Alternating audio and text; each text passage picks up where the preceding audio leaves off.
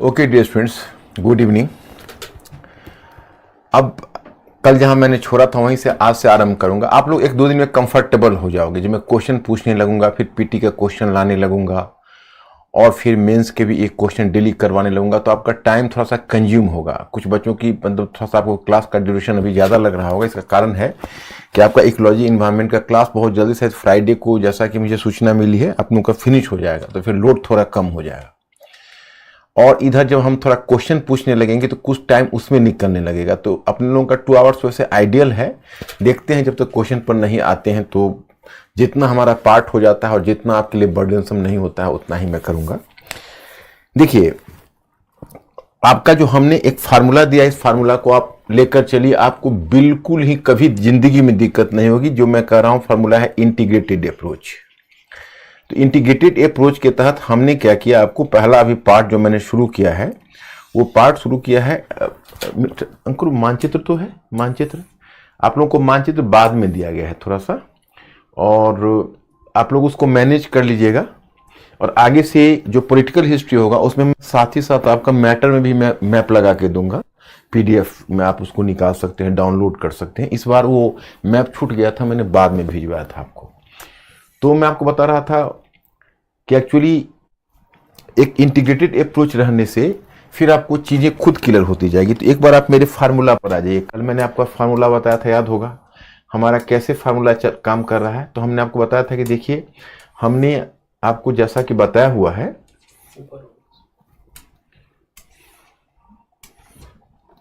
Just 1 minute. कल वाले class में आपको याद होगा कि हम यहीं से शुरू किया था हमने, और उसमें हमने बताया था कि देखिए जो डिफरेंट एज है, तो हम लोग अभी पार्ट फर्स्ट ले रहे हैं। और जो पार्ट फर्स्ट है उस पार्ट फर्स्ट का बेसिस क्या है कि इसके अध्ययन में केवल पुरातात्विक, आर्कियोलॉजिकल, मैं पुरातात्विक और आर्कियोलॉजिकल आपको समझा चुका हूं, आपको दिक्कत नहीं होगी। जैसे इंसान है तो वो अपने जीवन में कुछ वस्तुओं को यूज करता है, जैसे वो कुछ बर्तन यूज करता है, कुछ उपकरण यूज करता है, या आगे चलकर घर भी बनाता है, शुरू में तो नहीं।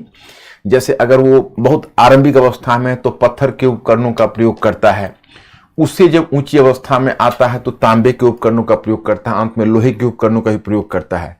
तो बाद में वो बस्तियां जो होती है उसमें हम खुदाई करते हैं। तो होता यह है कि कोई एक टीला है, वहां पर कोई एक बस्ती कभी रही हो, कभी कोई सेटलमेंट, ह्यूमन सेटलमेंट रहा हो, तो दिख जाता है, पता चल जाता है, कुछ न कुछ अवशेष वहां मिल जाते हैं।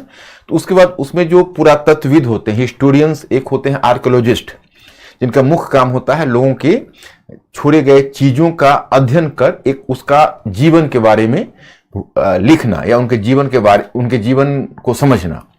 तो वही जो आर्कियोलॉजिस्ट होते हैं वो खुदाई शुरू करते हैं। तो खुदाई में जो वस्तुएं निकलती है तो उसके आधार पर जो चित्र उपस्थित होता है उसको हम कहते हैं आर्कियोलॉजिकल सोर्स। साहित्यिक साक्ष्य वो होता है जब तक वो लिखित साहित्य छोड़ते हैं, तो लिखित साहित्य में आसानी होती है कि उसको एक बार पढ़कर आप पूरी तस्वीर खींच सकते हो। और जो पुरातत्व के साक्ष्य के आधार पर अगर आप किसी का जीवन का अध्ययन करने चाहो तो एक की दूसरी कड़ियां जोड़नी पड़ती है, वो बड़ा अपने आप में डिफिकल्ट टास्क होता है। तो ये जो पार्ट आपका पार्ट फर्स्ट है, इसमें बहुत ज्यादा सूचना क्यों नहीं है, क्योंकि पार्ट फर्स्ट में हमने आपको कहा पूरा पाषाण काल, मध्य पाषाण काल, नवपाषाण काल, ताम्र पाषाण काल, हड़प्पा सभ्यता, और हड़प्पा सभ्यता के बाद हम लोग भारतीय उपमहाद्वीप का परिदृश्य देखेंगे। ताम्र पाषाण काल तो यकीनन हड़प्पा सभ्यता से पहले तांबे का चलन आएगा, लेकिन हड़प्पा सभ्यता के पतन के बाद तांबे का प्रचलन और भी बढ़ जाएगा। वो मैं बिल्कुल ही शीशे की तरह साफ कर दूंगा, और आप लोग जब ओके कर दोगे तभी मैं आगे बढ़ूंगा। तो मैंने आपको कल के क्लास में जो अब तक बताया है उसमें हमने बताया है कि मानव शुरू में पहले हम उसको 2 पार्ट में बांट के देखे, प्रस्तर युग और धातु युग। तो प्रस्तर युग में जब मानव पत्थर के उपकरणों का प्रयोग करता था, तो प्रस्तर युग में मैंने कहा पूरा पाषाण काल और नवपाषाण काल। तो पूरा पाषाण काल में भी मानव पत्थर के उपकरणों का प्रयोग कर रहा है, नवपाषाण काल में भी मानव पत्थर के उपकरणों का प्रयोग कर रहा है। लेकिन उन दोनों के बीच एक फेज ऑफ ट्रांजिशन आएगा, संक्रमण की अवस्था आएगी। संक्रमण उसको कहते हैं कि जब आप एक प्रवृत्ति को छोड़ते हो और दूसरी प्रवृत्ति को आरंभ करते हो। तो एक विद्वान थे जिनका नाम एडवर्ड लार्टेट था, कुछ भी था, उन्होंने सजेस्ट किया कि देखिए सीधा आप पूरा पाषाण काल से नवपाषाण काल पर नहीं आइए।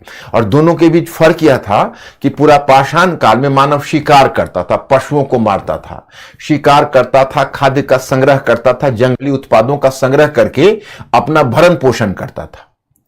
लेकिन जब आप नवपाषाण काल में आए तो नवपाषाण काल में मानव उत्पादन करना शुरू कर दिया।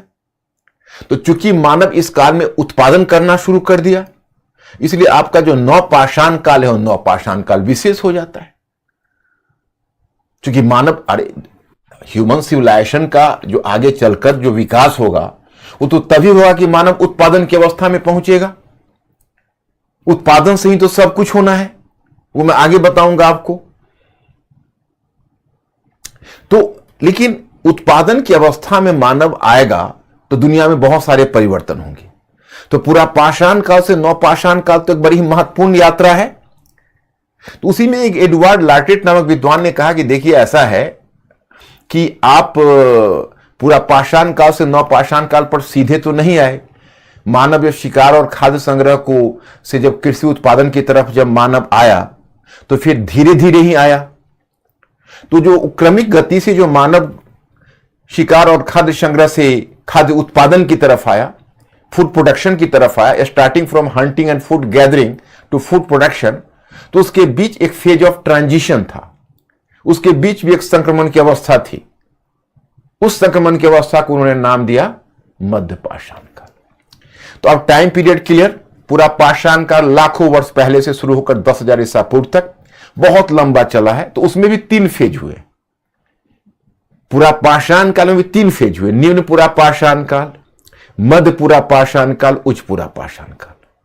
खैर उसकी गहराई में हमें नहीं जाना, सीधा पूरा पाषाण काल से हम आ गए मध्य पाषाण काल। और मध्य पाषाण काल 10,000 ईसा पूर्व से 6,000 ईसा पूर्व, और नवपाषाण काल भारतीय उपमहाद्वीप में 6,000 ईसा पूर्व के पश्चात। ओके, अब यहां पर आपको ध्यान यह रखना होगा कि जैसे आप कहोगे पूरा पाषाण काल, मैं आपको मानचित्र पर दिखाता हूं। तो देखिए ये आपका जस्ट, जब आप कहोगे पूरा पाषाण काल, ओ सॉरी, जस्ट 1 मिनट।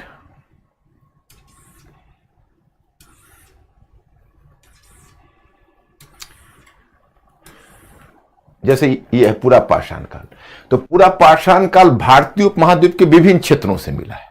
वो चूंकि पत्थर के उपकरणों का प्रयोग करते थे और पहाड़ की कंदराओं में रहते थे, इसलिए भारत में जो आपको पूरा पाषाण काल की बस्तियां मिली है वह आपको अधिकतर पठारी क्षेत्रों में ज्यादा मिली है। जैसे प्रायद्वीपीय भारत में ज्यादा मिलेगी, मध्य पाषाण काल भी प्रायद्वीपीय भारत में आपको ज्यादा मिलेगी। ओके, और वैसे उत्तर पश्चिम में भी आपको मिलेगी। लेकिन जो गंगा का मैदान है, विशेष रूप से आप कहोगे जिसको गंगा सिंधु मैदान, तो मैदानी भाग में कम मिला है। क्योंकि मैदानी भाग में पत्थर कम मिले, रहने के लिए गुफाएं कम मिली, इसलिए माना जाता है कि ये पूरा जो मैदानी भाग है पूरा पाषाण काल में, उसमें एक ही आपको पूरा पाषाण कालीन साक्ष्य मिलेगा, और वह है कालपी। कालपी एक जगह है जो आप देखिएगा उत्तर भारत में गंगा यमुना द्वाब के पास है। तो कालपी ही एकमात्र ऐसी जगह आपको मिलेगी जहां से आपको पूरा पाषाण काल का साक्ष्य मिला है, नहीं तो किसी भी जगह से आपको पूरा पाषाण काल का साक्ष्य नहीं मिला है। तो मुख्य रूप से लेकिन पठारी क्षेत्र में ही मिला है। अब इसके बाद मध्य पाषाण काल आओगे तो मध्य पाषाण काल भी भारतीय उपमहाद्वीप के विभिन्न क्षेत्रों से मिला है। फिर जब नवपाषाण काल आओगे तो नवपाषाण काल भी भारतीय उपमहाद्वीप के, जैसे अब अगर नवपाषाण काल में आप देखोगे तो ये भी भारतीय उपमहाद्वीप के विभिन्न क्षेत्रों से मिला है। और इसी क्रम में पहले माना जाता था कि ये बलूचिस्तान है, अब पाकिस्तान के अंदर है। तो बलूचिस्तान में पहला स्थल था जिसका नाम था मेहरगढ़।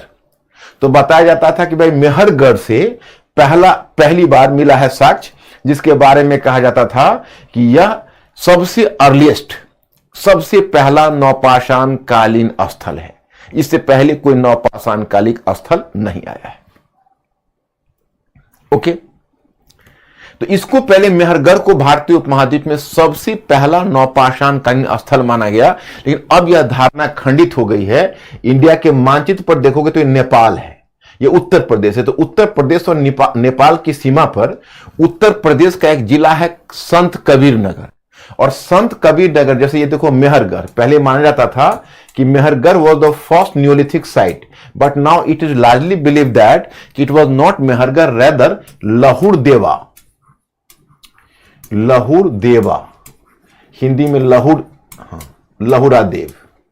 लहुरा देव संत कबीर नगर में जिला में एक जगह है जो नेपाल के बॉर्डर पर है, तो अब माना जाता है पहला नवपाषाण काल का स्थल यही है।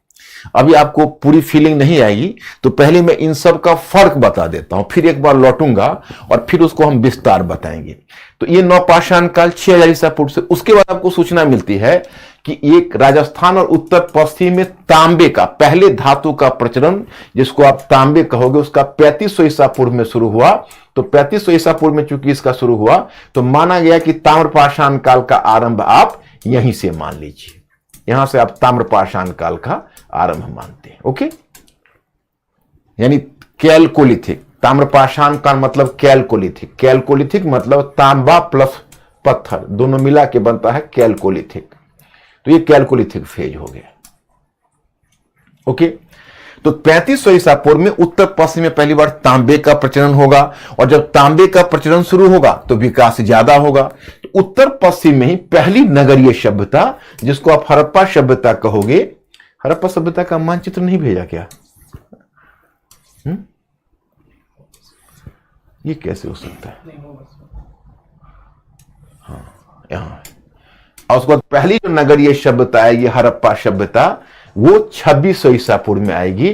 तो अब हम क्रोनोलॉजी आपको एक बार पहले बता देते हैं, तब परिवर्तन बताएंगे, तब हम हड़प्पा सभ्यता तक भी पहुंचेंगे। लेकिन चूंकि अकेला हड़प्पा सभ्यता नहीं देखना है, क्या करना है, इंटीग्रेटेड अप्रोच है। तो इसीलिए मैं पहले एक बार फिर आपको रिमाइंड कर देता हूं। लाखों वर्ष पूर्व से लेकर 10,000 ईसा पूर्व तक पूरा पाषाण काल। ओके, उसके बाद दूसरा मैंने बताया कि लगभग 10,000 ईसा पूर्व से लेकर 6,000 ईसा पूर्व तक मध्य पाषाण काल, और 6,000 ईसा पूर्व के पश्चात मतलब ओपन एंडेड है, उसमें हम कोई सीमा में बांध नहीं रहे, भारतीय उपमहाद्वीप में नवपाषाण काल। और लगभग 3500 ईसा पूर्व से तांबे का प्रचलन आरंभ हुआ, यूज ऑफ कैलकोलिथिक यानी copper started, so that is called chalcolithic phase. और उसके बाद फिर 2600 ईसा पूर्व 2600 ईसा पूर्व में उत्तर पश्चिम में नगरीकरण की अवस्था आई, और जब नगरीकरण की अवस्था आई तो उसको हम कहते हैं हड़प्पा सभ्यता। वो 2600 ईसा पूर्व, और 2600 ईसा पूर्व से 1900 ईसा पूर्व में तक ये सभ्यता चलेगी। और 1900 ईसा पूर्व में जब 1900 बीसी में इस सभ्यता का पतन होगा, तो आपको भारतीय उपमहाद्वीप में बहुत सारे स्थल दिखेंगे, और वो उसके बाद का परिदृश्य हम बताएंगे। लेकिन आप पहले ओके करोगे, यहां तक पहले आपका क्रोनोलॉजी क्लियर है, कालक्रम क्लियर है, किसके बाद कौन आया, पहले आप ओके करिए, या कोई अगर डाउट हो तो पूछिए, तो मैं फिर आगे बढ़ूंगा। अब मैं आपको चेंज बताऊंगा, परिवर्तन बताऊंगा, तो परिवर्तन आपकी समझ में आ जाएगा। प्लीज इन्फॉर्म मी कि इनकी क्रोनोलॉजी क्लियर हुई आपको।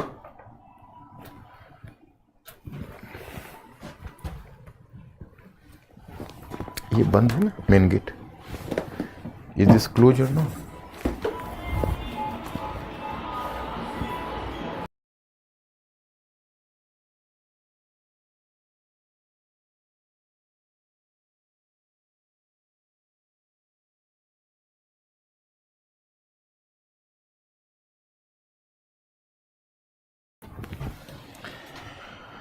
सो have you been clear? Clear हुए? जरा पूछिए।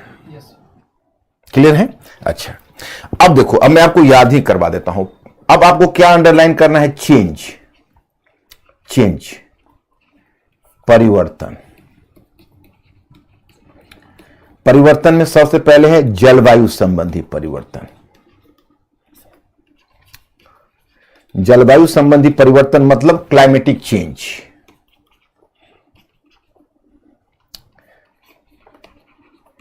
क्लाइमेटिक चेंज ये तो सबसे आसान है, क्योंकि क्लाइमेटिक चेंज में कुछ नहीं करना है।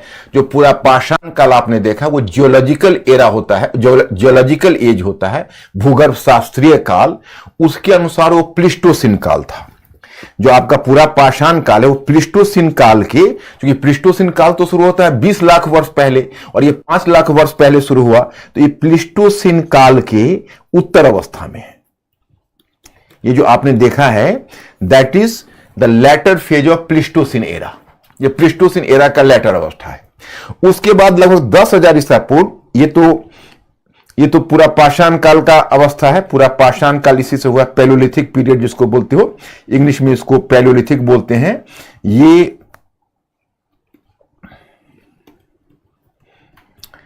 लगभग 10,000 ईसा पूर्व तक चला। इसके बाद तब जब आता है मध्य पाषाण काल, और मध्य पाषाण काल के बाद जितना भी मध्य पाषाण काल मेजोलिथिक पीरियड ऑनवर्ड्स जो भी पीरियड आया उसके लिए एक ही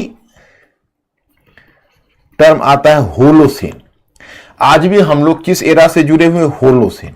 लेकिन मैंने कहा कि अब क्या है, चूंकि इन्वायरमेंट जैसे इकोलॉजी इन्वायरमेंट की क्षति हो गई है, तो उसका जो डिक्लाइन के बाद अब जो एक्सपर्ट्स हैं या क्लाइमेटिक एक्सपर्ट्स हैं, they have coined a new term. उन्होंने एक नए टर्म को क्वाइन कर दिया है और वो नया टर्म है एंथ्रोपोमोसिन।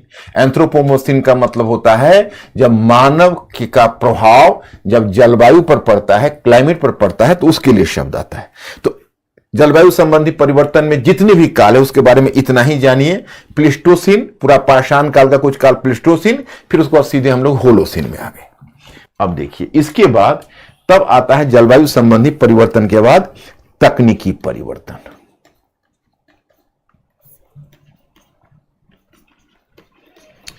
तकनीकी परिवर्तन, टेक्नोलॉजिकल चेंज,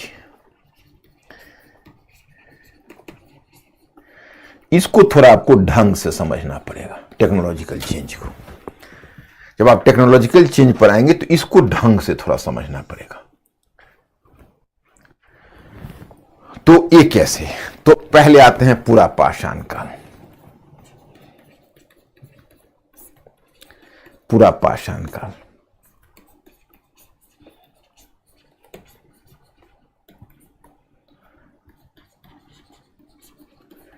इसमें जो पहले उपकरण होंगे, उपकरण का मतलब है टूल्स।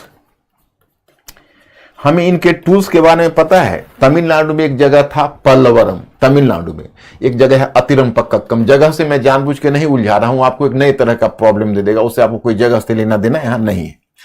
तो उस जगह से पहली बार एक पत्थर का कुठार मिला। पत्थर का कुठार का मतलब है हैंड एक्स।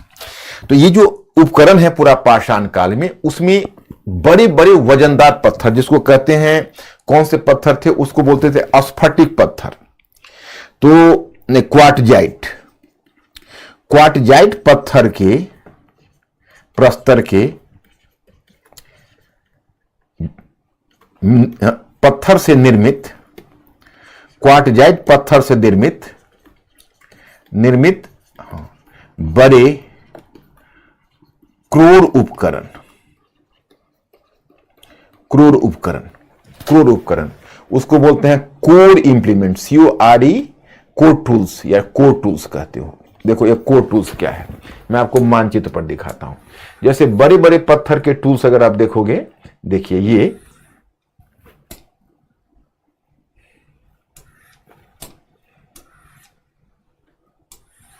देखिए जो बड़े बड़े पत्थर के उपकरण होते हैं, ये देखिए ये एक ही पत्थर से क्या होगा कि इसको बड़े पत्थर को पीट के आप उपकरण बनाते हो इन बड़े पत्थर का। और आप जानते हो इसको क्या कहते हो, हैंड एक्स। ये हैंड एक्स ही है, जैसे ऐसे पकड़ के ऐसे काटते हो। ये क्या है, पॉइंटेड हैंड एक्स। ये भी हैंड एक्स है। किसी को एक तरफ आप पैना बनाते हो, किसी को आप दोनों तरफ, मतलब इसको क्या करते हो, इस पत्थर को आप तोड़ के धारदार बना देते हो। तो धारदार बना देते हो तो कभी एक साइड से होता है, कभी दूसरे साइड से होता है। इसको कहते हैं कोर इंप्लीमेंट्स। और कोर इंप्लीमेंट्स की विशेषता क्या होती है मैं आपको बताऊं। जैसे देखिए ये जो छोटा उपकरण जो बना हुआ है पत्थर से, इसके लिए एक दूसरा टर्म आता है। ये देखो छोटा सा जो बना हुआ है, ये छोटा, इसके लिए एक टर्म आता है। ये टर्म है इसके लिए, उसको कहते हैं, ये कोर इंप्लीमेंट से क्रोर उपकरण, इसको कहते हैं शल्क।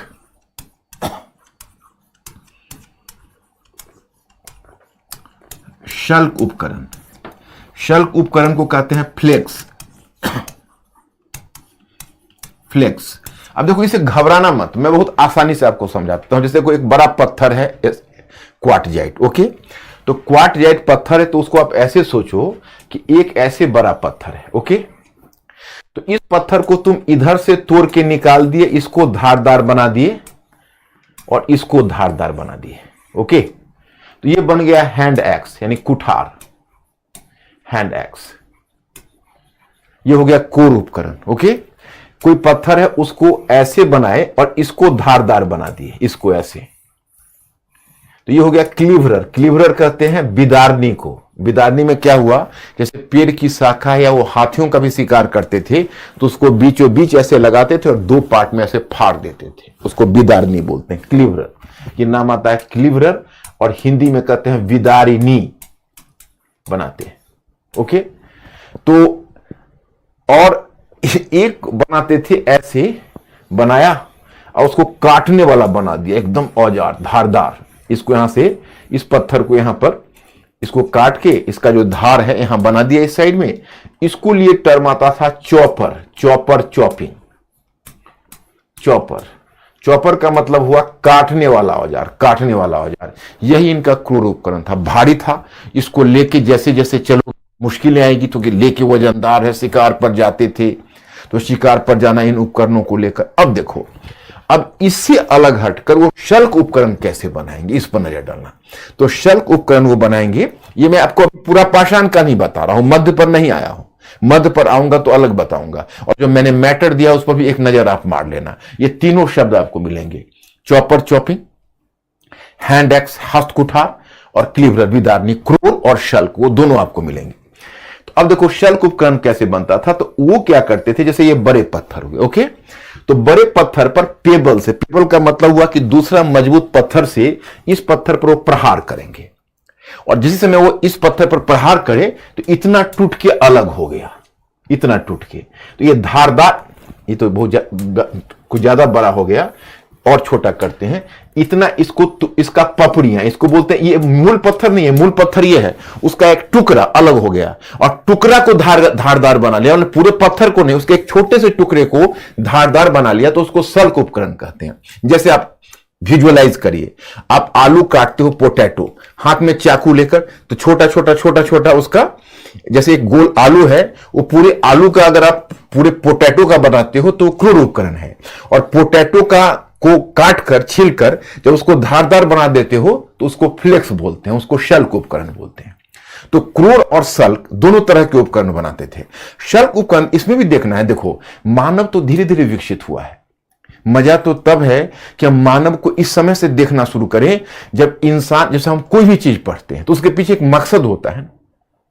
हम आदि मानव को क्यों पढ़ते हैं, मतलब एक जिज्ञासा होती है कि आज का मानव, देखो अगर आप लोगों के जीवन में कभी वक्त है और आप लोग थोड़ा पढ़ने में अगर मान लो रुचि रखते हो, और रेगुलर नहीं, कोर्स की चीज नहीं है ये, कोर्स की चीज नहीं, आपको कभी अगर राह चलते हुए जाना है, कभी बस ट्रेन में सफर करनी है, रास्ते में पढ़नी है, और कैजुअल पढ़ना है, हालांकि कैजुअल पढ़ने वाली बुक तो नहीं है, लेकिन कैजुअल पढ़ना है, तो हम आपको अपनी तरफ से सजेस्ट करेंगे कि Yuval Noh Harare, Yuval Noh Harare, ये बेसिकली एक यहूदी हिस्टोरियन है, युवाल नोह हरारे।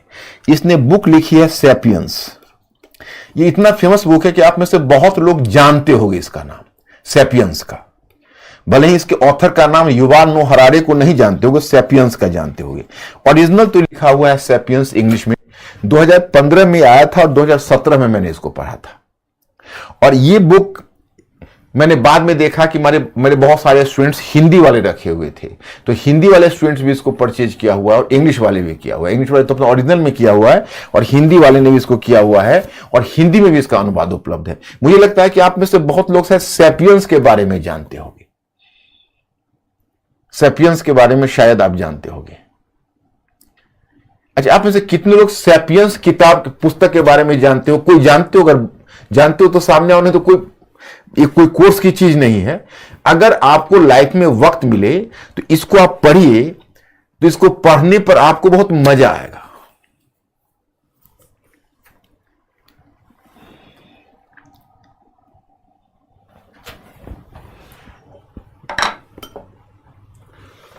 ने सुने, कुछ ने नहीं सुने। कुछ लोग सुने हैं ना, तो आपको अगर मैं अपनी तरफ से सजेस्ट करता हूं ऑनेस्टली कि अगर आपको कभी जीवन में मौका मिले तो इस पुस्तक को पढ़िए। मैं वास्तव में जब इस हिस्टोरियन को पढ़ा तो मुझे लगा कि शायद अभी वर्ल्ड क्लास का हिस्टोरियन है। कितनी समझ है, जानते हो होमो सेपियंस ने कैसे दुनिया को यहां तक लाया है वो इस बुक में है। आपको देखकर आश्चर्य होगा कि सेपियंस, आपको बहुत सारी प्रजातियों के बारे में सोचना मिलेगी।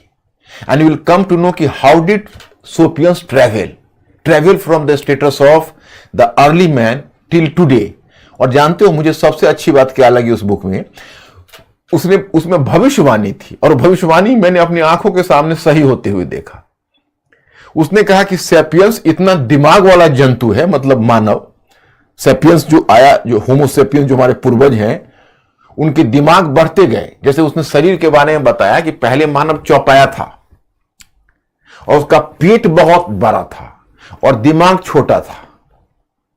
तो बताया कि ये चौपाया है, तो चौपाया में क्या होता था कि एक दिक्कतें दो आती थी। एक तो चौपाया है तो थोड़ा सा तो उनके हाथ फ्री नहीं थे, मतलब वो चारों चीज लगानी पड़ती थी चलने में या कोई चीज संग्रह करने में, और उनका हाथ खुला हुआ नहीं था। तो पहले पैरों पर रहते थे, और जब पैरों पर रहते थे तो पैरों से उतर के आदि मानव, वो पहले कपी समूह थे बंदर की तरह, उनका हाथ वाथ भी पूरा नहीं खुलता था। जैसे आप कपी समूह को देखोगे उनके हाथ वाथ नहीं खुलते हैं ज्यादा। आपने कभी गौर किया होगा, बंदर का पूरा हाथ ऐसे नहीं खुलता, इतना ही खुलता है।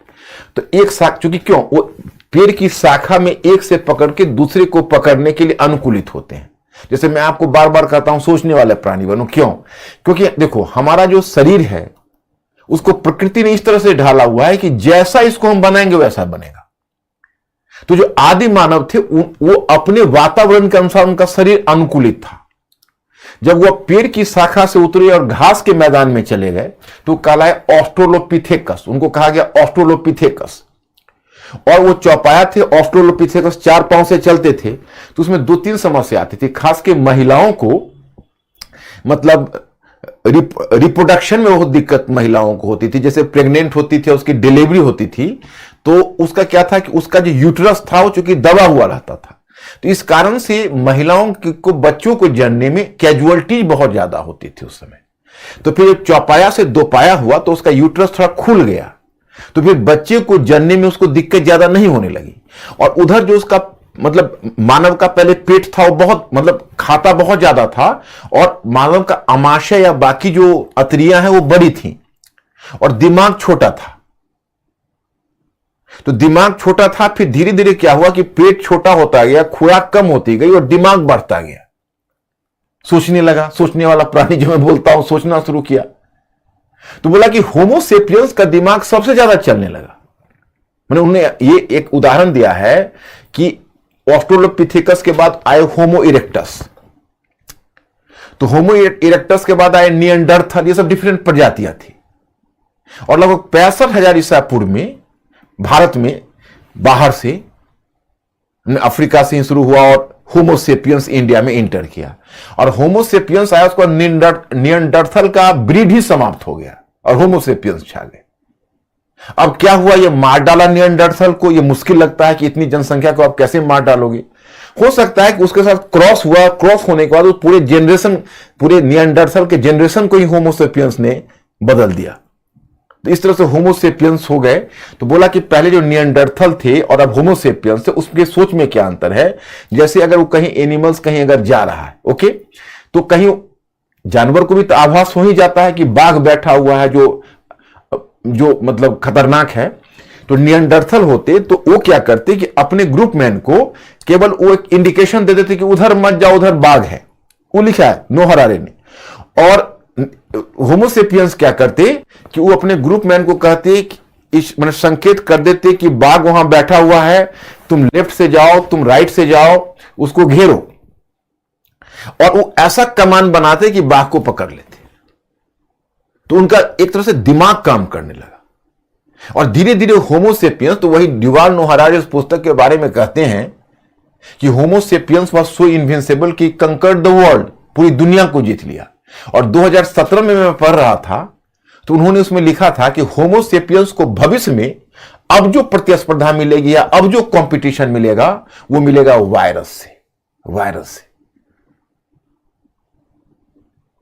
और जब मैं 2020 में, मैं स्टूडेंट्स तुम लोगों ने भी फील किया होगा, जब कोविड-19 आया और जब कोरोना का प्रकोप हुआ और वायरस के कारण जब हम लोग घर में बैठ गए और लॉकडाउन हो गया, तब हमें लगा कि युval नोह हरारी ने कितनी सही बात कही। एक हिस्टोरियन होता है, उसमें वो एक वास्तव में भविष्य दृष्टा हो जाता है, वो भविष्य को देखने लगता है हिस्टोरियन। अब मैं एक वाक्य आपसे और शेयर करना चाहूंगा। जब रशिया ने यूक्रेन पर हमला किया तो उस पर दुनिया के एक्सपर्ट्स अपने अपने दे रहे थे, तो युval नोह हरारी एक बार टीवी चैनल पर आया, तो मैं एक्सक्लूसिवली उसको सुना, क्योंकि मैं उसे बहुत ही इंप्रेस्ड हूं एज ए हिस्टोरियन। तो युval नोह हरारी ने जो उसमें भविष्यवाणी की, क्योंकि देखो, जिस समय रशिया ने यूक्रेन पर हमला किया और नेटो ने अपना हाथ पीछे खींच लिया कि हम यूक्रेन के साथ खड़े नहीं होंगे, उस समय तो माय स्टूडेंट्स मुझे यह लगा कि यूक्रेन को रशिया अधिक से अधिक 1 वीक में जीत लेगा, ऐसा फील हो रहा था। क्योंकि रशिया की तैयारी बहुत ज्यादा थी, इसके पास एक अमेरिका के पास सबसे बड़ा वॉर मशीनरी थी। तब तो बात नहीं खुली थी कि रशिया की आंतरिक कमजोरियां क्या है।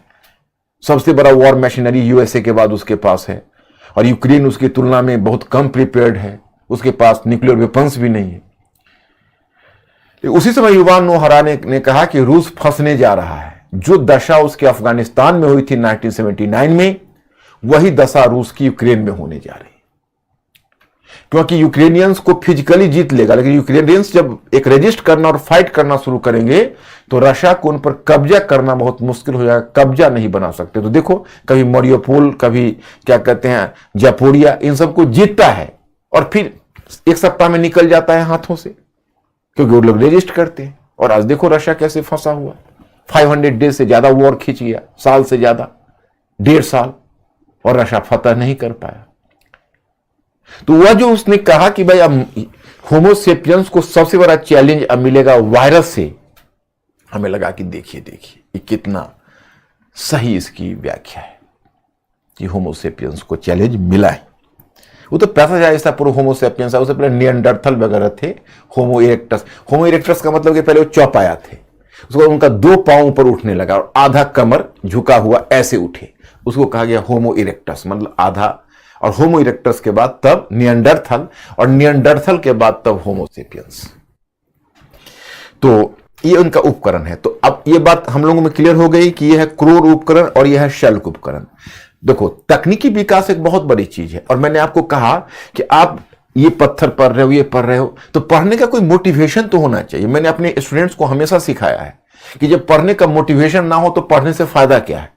तो आप हमसे पूछोगे भाई गुरुजी आप ये टॉपिक को क्यों पढ़ा रहे हैं, हम आदि मानव को क्यों देख रहे हैं? हम इसलिए देख रहे हैं कि जरा सोचें कि आदि मानव एक पत्थर तोड़ते हुए इंसान से आज आर्टिफिशियल इंटेलिजेंस के युग में पहुंच चुका, कितनी तरक्की की, कैसे तरक्की की, कहां से चलकर हम लोग कहां तक पहुंचे। Starting from stone age to AI age, human beings technological advancement, starting from stone age to artificial intelligence, ये हमारे ह्यूमन सिविलाइजेशन की धरोहर है।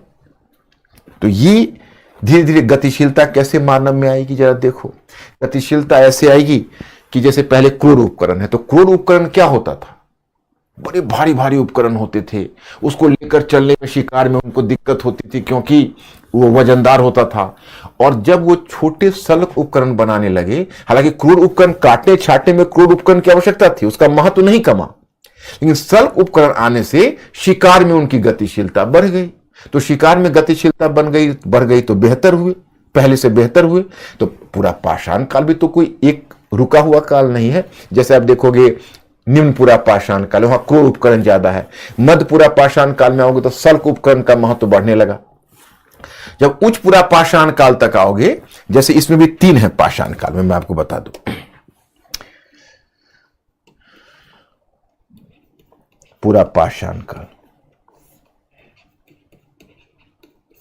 अभी मैं तकनीकी विकास ही कर रहा हूं। देखो 1 by 1 बढ़ूंगा मैं, फिर एक बार नहीं है तो सूत्र आप याद कर लो। वैसे मैंने मैटर उसी लाइन पर दिया है तो मैं निश्चिंत हूं। पहला मैंने जलवायु संबंधी कारक, तो उसमें तो 2 ही है, प्लिस्टोसिन पूरा पाषाण काल और बाकी सारा होलोसिन। आज तक। ओके, और अब पूरा पाषाण, अब दूसरा हमने शुरू किया है तकनीकी विकास। जब तकनीकी विकास, जलवायु संबंधी परिवर्तन, इधर तकनीकी परिवर्तन, और तकनीकी परिवर्तन हो जाएगा तब हम जीविकोपार्जन संबंधी, लाइवलीहुड माने आर्थिक, जीविकोपार्जन, आर्थिक कहना उसमें उचित नहीं लगता है क्योंकि प्रॉपर आर्थिक गतिविधियां शुरू नहीं हुई है, तो हम एक दूसरे टर्मिनोलॉजी का प्रयोग करेंगे, जीविकोपार्जन संबंधी परिवर्तन। तो जीविकोपार्जन संबंधी यानी लाइवलीहुड में परिवर्तन होगा, और तब हम सामाजिक संबंधों में परिवर्तन देखेंगे, और अंत में सांस्कृतिक परिवर्तन देखेंगे। इतना हम लोगों को साथ साथ करना है। तो पहले जो पूरा पाषाण काल है, पैलियोलिथिक पीरियड, उसको भी हम लोग, उसके भी 3 सब फेजेज हैं, उसके 3 सब फेजेज हैं। तो पहला सब फेजेज है निम्न पूरा पाषाण काल। अब कहोगे एक बड़ा लंबा काल है, लगभग 5 लाख ईसा पूर्व, हालांकि अलग अलग में थोड़ा टाइम पीरियड में डिफरेंस भी मिलेगा, तो घबराना मत। 50,000 ईसा पूर्व तक इसको आप ला सकते हो ज्यादा से ज्यादा। और यह जो काल है, इसमें मुख्य रूप से क्रूर उपकरण और कुछ शल्क उपकरण, क्रूर उपकरण की प्रधानता है। शल्क उपकरण है लेकिन क्रूर उपकरण की प्रधानता है। जब आप मध्य पाषाण काल अलग है और मध्य पूरा पाषाण काल अलग है, तो मुझे डाउट है कहीं ऐसा ना हो कि हम मध्य पूरा पाषाण काल कहते हैं और आप उसका मतलब मध्य पाषाण काल लगा लीजिए। तो ये हो गया मध्य पाषाण काल।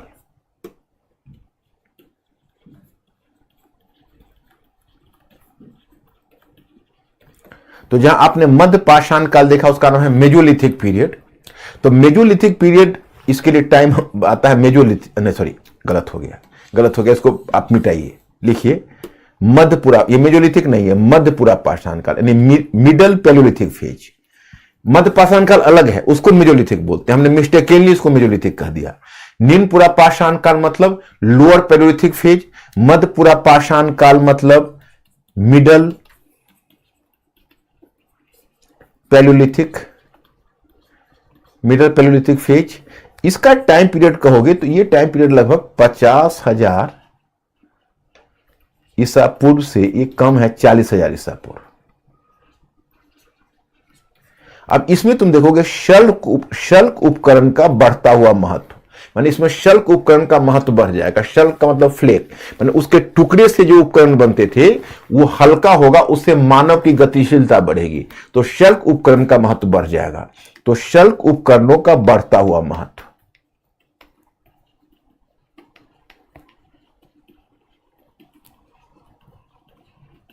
यानी ग्रोइंग इंपोर्टेंस ऑफ फ्लेक्स, ये हो गया।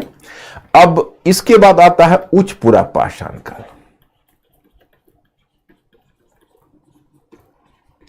अब उच्च पूरा पाषाण काल में शल्क उपकरणों की प्रधानता भी बढ़ेगी और हड्डी का उपकरण भी चलता रहा। देखो, पत्थर का उपकरण भी इन्होंने यूज किया, लकड़ी का उपकरण भी इन्होंने यूज किया, और हड्डी का उपकरण भी यूज किया।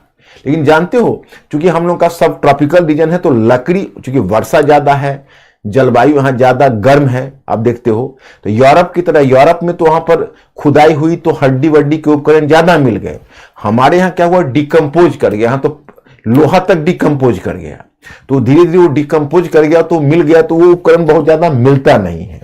तो जो आप उच्च पूरा पाषाण काल देखते हो उसमें मुख्य रूप से मतलब शल्क उपकरणों का ही प्रयोग हुआ। उसमें 2 बड़ा इंपॉर्टेंट उपकरण उस समय, एक का नाम है तक्षनी। अब मैं बताता हूं तक्षनी क्या है। तक्षनी को कहते हैं स्क्रैपर्स। तक्षनी का मतलब हुआ स्क्रैपर्स। स्क्रैपर्स का मतलब हुआ कि पत्थर का ही बना हुआ सल का छोटा सा उपकरण होता था, उसमें आप गुफा में या पहाड़ के चट्टानों पर गुफा में खोदते हो, उसको मतलब खोद मतलब उसको तक्षनी का स्क्रैपर्स, स्क्रैप करके उसको आप बनाते हो। तो नहीं सॉरी गलत बोल गए। स्क्रैपर्स जो है वह चमड़े की खाल उतारने के लिए, मतलब खाल ऐसे उतार, जैसे आप पेड़ की छाल है तो पेड़ की छाल आपने स्क्रैपर से ऐसे उतार दिया। कभी आपने अगर घिया वगैरह छीलते हुए किसी को देखा होगा तो उसकी चमड़े ऊपर से छिले जाते, तो पशुओं की खाल उतारने के लिए और पेड़ की छाल उतारने के लिए स्क्रैपर्स का प्रयोग करते हैं, जिसको तक्षनी बोलते हैं। और दूसरा उपकरण, नहीं सॉरी गलत हो गया, 1 मिनट, इसको फिर करेक्ट करने दो, मैं फिर एक बार दोबारा कर रहा हूं। तक्षनी को स्क्रैपर्स नहीं कहते हैं, तक्षनी को कहते हैं ब्यूरिन्स, BURINS। मैंने मिस्टेक के लिए आपको स्क्रैपर से बोल दिया, ये ब्यूरिन्स है। तक्षनी जो है वो पहाड़ की गुफा को काट काट कर और तब उसमें चित्र बनाते थे। तो तक्षनी है वो कहीं ना कहीं खोदने के लिए, ब्यूरिन्स के मतलब छेद करने के लिए, जैसे चट्टान में छेद कर दिया, ब्यूरिन। और दूसरा टर्म आता है उसको कहते हैं खुरचनी। ये खुरचनी का होता है स्क्रैपर। वो दोनों के शब्द बदल गए थे। स्क्रैपर तो स्क्रैपर है ऊंच छाल उतारने के लिए, पेड़ की मतलब छाल उतारने के लिए और पशुओं की खाल उतारने के लिए। जैसे आपने घिया वगैरह छीलते देखा होगा, वह है खुरचनी, मैंने खुरच को उतारते थे। तो ये आपको उच्च पुरा पाषाण काल में। तो इनके उपकरण तो आप समझ गए, ये उपकरण में कोई दिक्कत नहीं। अब देखो मध्य पाषाण काल में क्या है। मध्य पाषाण काल, जिसको मेजोलिथिक पीरियड का, जो 10,000 ईसा पूर्व के बाद शुरू हुआ, मैं अभी तकनीकी विकास दिखा रहा हूं, केवल तकनीकी विकास, इसको मेजोलिथिक पीरियड बोलते हो। तो मेजोलिथिक पीरियड में क्या होता है कि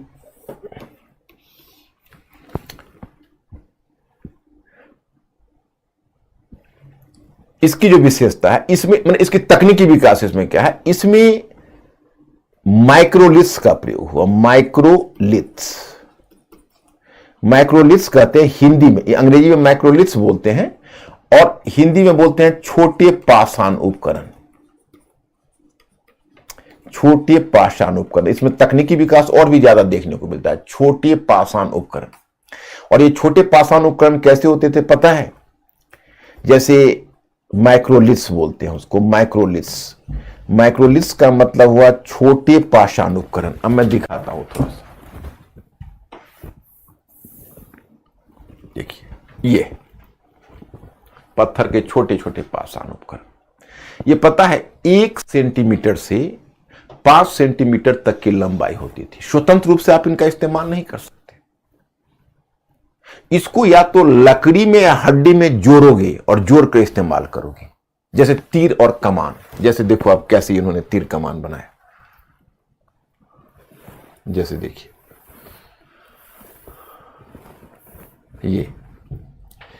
ये लकड़ी का ये पार्ट है और इस पार्ट को पत्थर का बना के यही छोटे पाषाण उपकरण से इसका नोक बनाया और सीधे। तो इसका फायदा क्या हुआ? तकनीकी विकास छोटे मध्य पाषाण काल में जानते हो मानव की प्रगति कैसे हुई? प्रक्षेपास्त्र तकनीकी का विकास किया। तो प्रक्षेपास्त्र तकनीकी का मतलब आप इंटर बॉलिस्टिक मिसाइल मत लगाइए जो आज फेंका। प्रक्षेपास्त्र का शाब्दिक अर्थ होता है फेंक कर मारना। उन्होंने फेंक कर मारने वाला हथियार डेवलप किया, और जब एक बार उन्होंने फेंक कर मारने वाला हथियार डेवलप कर दिया तो तीर कमान का विकास हुआ। और तीर कमान का विकास का बहुत बड़ा फायदा आगे मिलने वाला है। तो तकनीकी विकास में छोटे पाषाण उपकरणों का प्रयोग इन्होंने किया है, और इन्होंने छोटे छोटे पत्थर के 1 सेंटीमीटर से 5 सेंटीमीटर का धारदार पत्थर के उपकरण बनाकर उसको लकड़ी से या उसको हड्डी से जोड़ा है। और इनके उपकरण भी जो होते थे वो ज्यामितिक होते थे। ज्यामितिक का मतलब हुआ जैसे ट्रायंगुलर, ऐसे वो ज्यादा धारदार होता था। जैसे ट्रायंगुलर है, देख रहे हो, ऐसे ट्रायंगुलर। तो इस तरह के उपकरणों का बनावट, तो इस तरह से देखते हो तकनीकी विकास मध्य पाषाण काल तक हो गया। अब देखो नवपाषाण काल में क्या होना है। ये तो आपने इसको में देखा। अब नवपाषाण काल में, अब नवपाषाण काल में एक और तकनीकी विकास हुआ।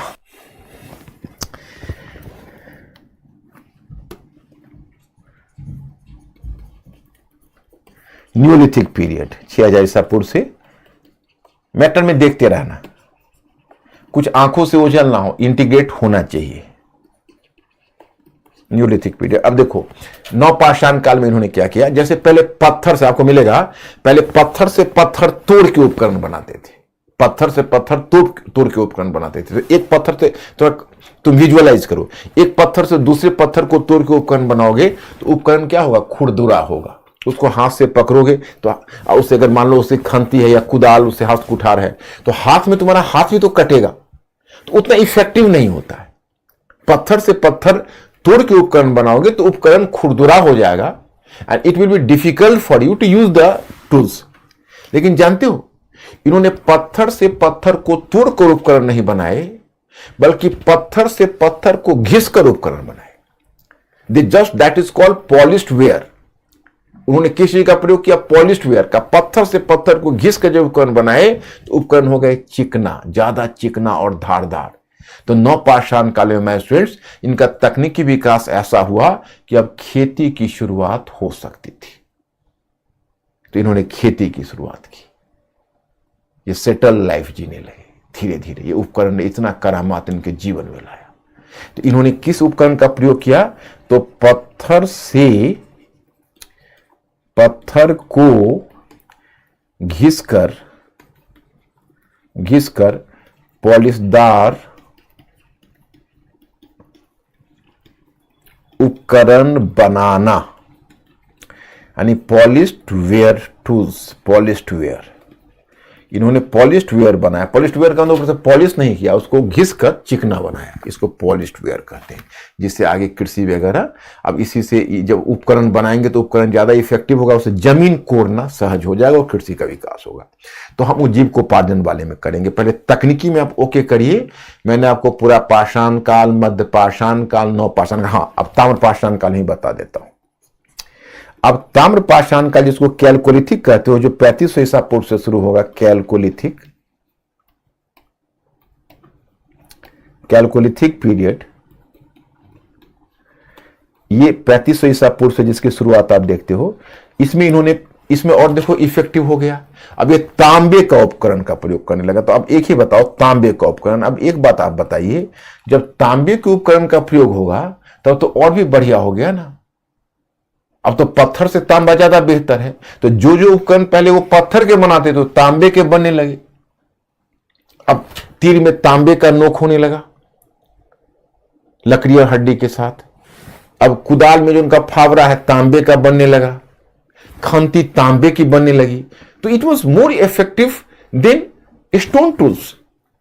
तो ये प्रोडक्शन को बढ़ाएगा। नवपाषाण काल से ताम्रपाषाण काल में ज्यादा तरक्की होगी, क्योंकि ताम्रपाषाण काल में पहली बार कॉपर टूल्स का इस्तेमाल होगा। तो उससे उनके जीवन में और भी ज्यादा उनका जीवन स्तर और भी ऊंचा उठेगा और उनका विकास होगा। तो पहले इतना आप ओके करिए तकनीकी विकास, तब मैं जीविकोपार्जन की तरफ चलूं। मेरे जो भी स्टूडेंट्स हैं, प्लीज आप थोड़ा हिंट करिए यहां तक आप क्लियर हुए कि नहीं। यहां कोई दिक्कत हो तो मैं आपको क्लियर करके फिर आगे बढ़ूं।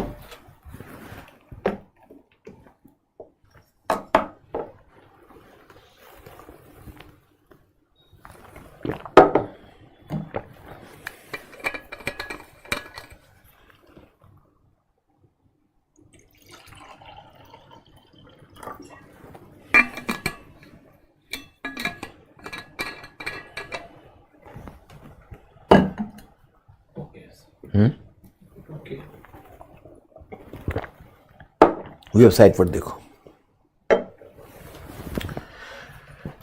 सभी students please give me the hint.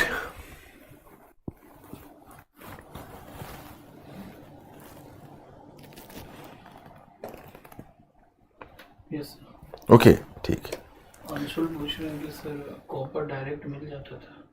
नहीं, डायरेक्ट कैसे मिलेगा? वो तो एलॉइड फॉर्म में होता था ना, उसको निकालना पड़ता था। वो आग वाग में उसको करके, आदि मानव भी, जैसे आप तुम ट्राइबल्स में जाओगे तो ट्राइबल लोग अपना लोकल प्रोडक्ट को समझते रहते हैं, तो उतनी समझदारी लोगों को हो जाती है।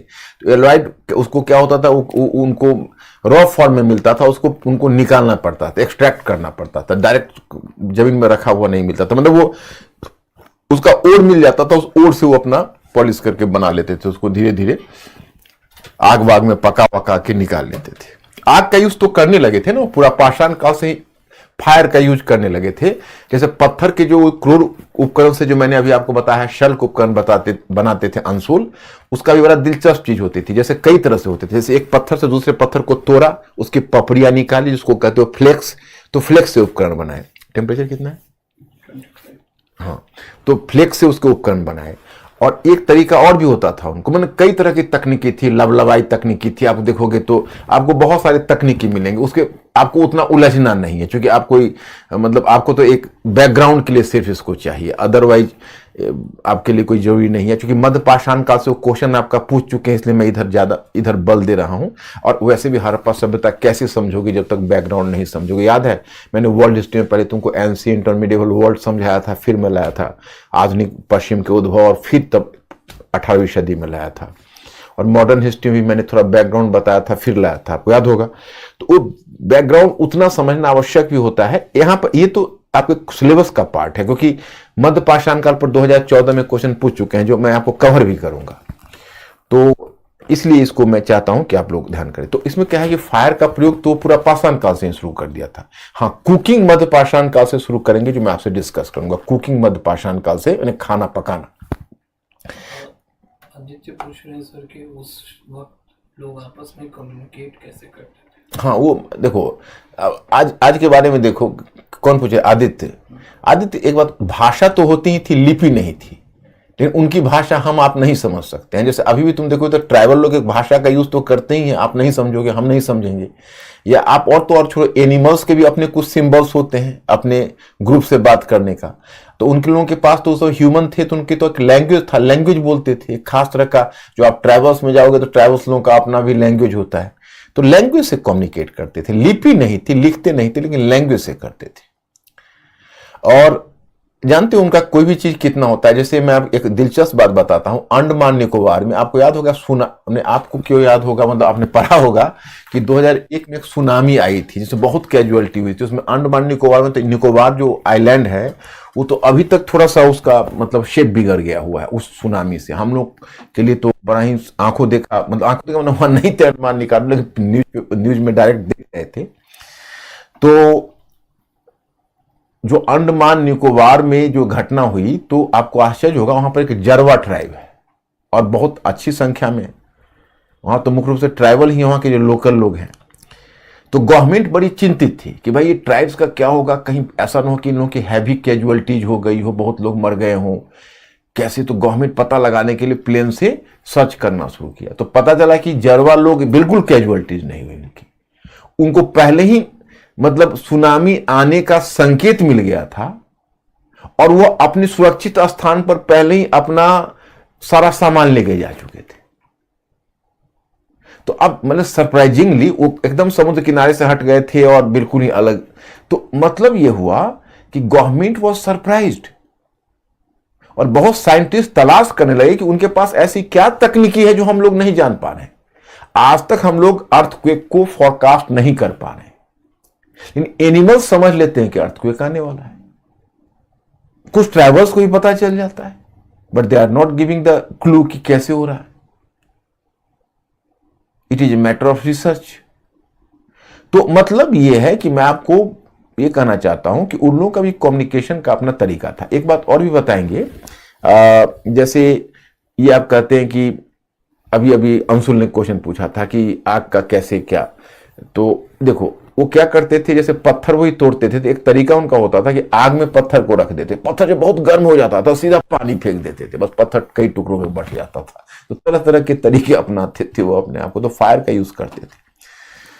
मिस्टर अंकुर, हाँ अंशुल पूछ रहे हैं सर, स्फटिक स्टोन कैसा होता है?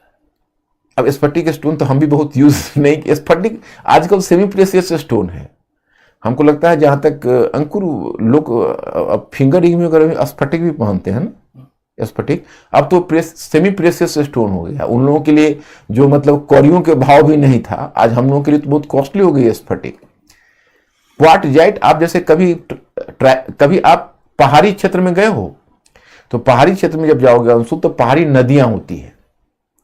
तो पहाड़ी नदियों को आप देखोगे किनारे से, जैसे अधिकतर क्या होता है कि पहाड़ी रीजन में आपको गाड़ियों के लिए जो लेन बना होता है उसके बगल में से तुम देखोगे एक नदियां जा रही है, क्योंकि पहाड़ी नदियां होती थी जो दूर तक जाती है, उसमें आपको बड़े बड़े पत्थर रखे मिलेंगे, वही क्वार्टजाइट पत्थर होते हैं, बड़ा वजनदार, उसी का बनाते थे उपकरण वो।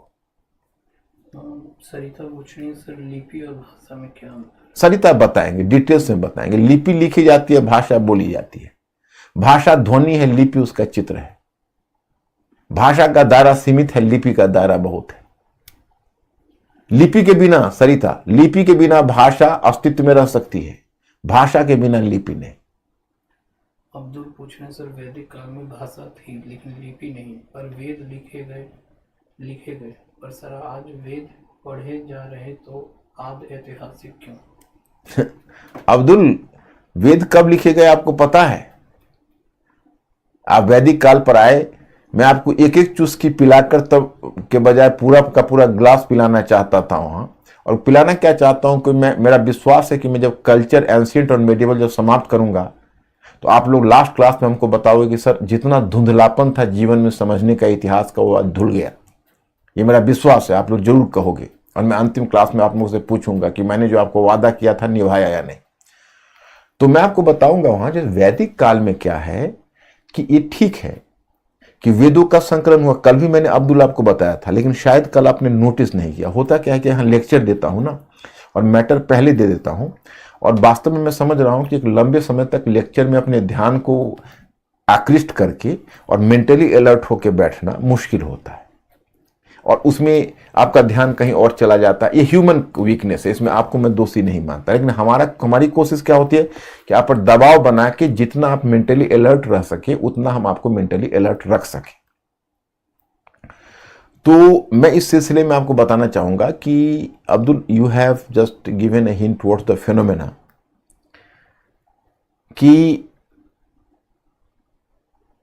आपने हमसे सवाल किया कि वैदिक काल में जब भाषा थी उसको वेद को लिखा गया। वैदिक काल में वेद नहीं लिखा गया था। वैदिक काल में वो केवल वेद को भाषा के आधार पर, भाषा थी तो वेद को अपनी मेमोरी में रखा हुआ था। जैसे ऋग्वेद के 7वें मंडल में कहा गया है कि गुरु मंत्र को उच्चारित करते थे, वेदों के मंत्र को, और शिष्य उसको याद करते थे। कल मैंने बताया कि ऐसे लगता था मानो सैकड़ों मेढक टरटरा रहे हो। ये ऋग्वेद के 7वें मंडल में कि कैसे गुरु वेद को रटवाते थे शिष्यों को। अब बताओ, आज जो तुम नाम सुनते हो चतुर्वेदी, चतुर्वेदी आज भले ही अब टाइटल हो गया हो, लेकिन एक समय चतुर्वेदी वो होंगे जो चारों वेद को रट लिए होंगे। अब बताओ, चारों वेद को रट लिया। कोई 3 वेद को रटा त्रिवेदी, कोई 2 वेद को रटा द्विवेदी, और कोई 1 वेद को रटा वेदी। अब 4-4 वेद को रट लेते थे। आज आप लोगों को अगर स्मरण करने के लिए कहा जाए तो कितना कर पाओगे?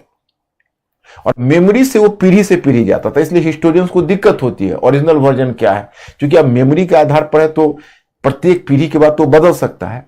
और मैं आपको बताऊं, अब्दुल, वेद के संकलन या उसको लिखित साक्ष्य देने का पहला प्रमाण हमें 11वीं सदी का मिलता है।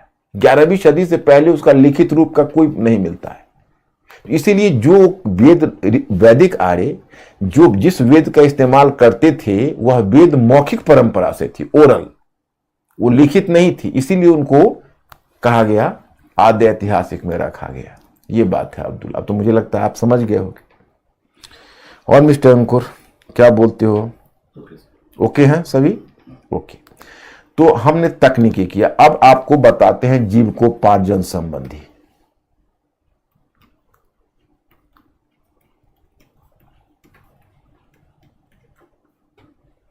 जीवकोपार्जन संबंधी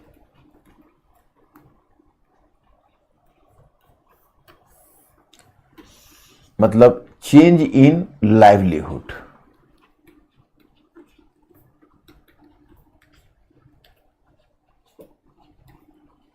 चेंज इन लाइवलीहुड। अब मैं आपको जीवकोपार्जन संबंधी बताता हूं, जो लाइवलीहुड है उनका, उस लाइवलीहुड में कैसे चेंज हुआ। And you people have to keep in your mind कि उनका जो लाइवलीहुड था उस लाइवलीहुड में उनका चेंज कैसे हुआ। ओके, तो पहले हम देखते हैं पूरा पाषाण काल। पूरा पाषाण काल मतलब पैलियोलिथिक पीरियड।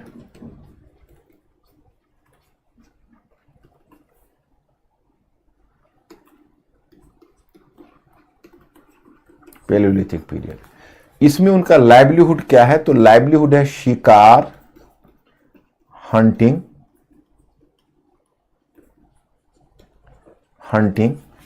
ओके, और प्लस खाद्य संग्रह, फूड गैदरिंग,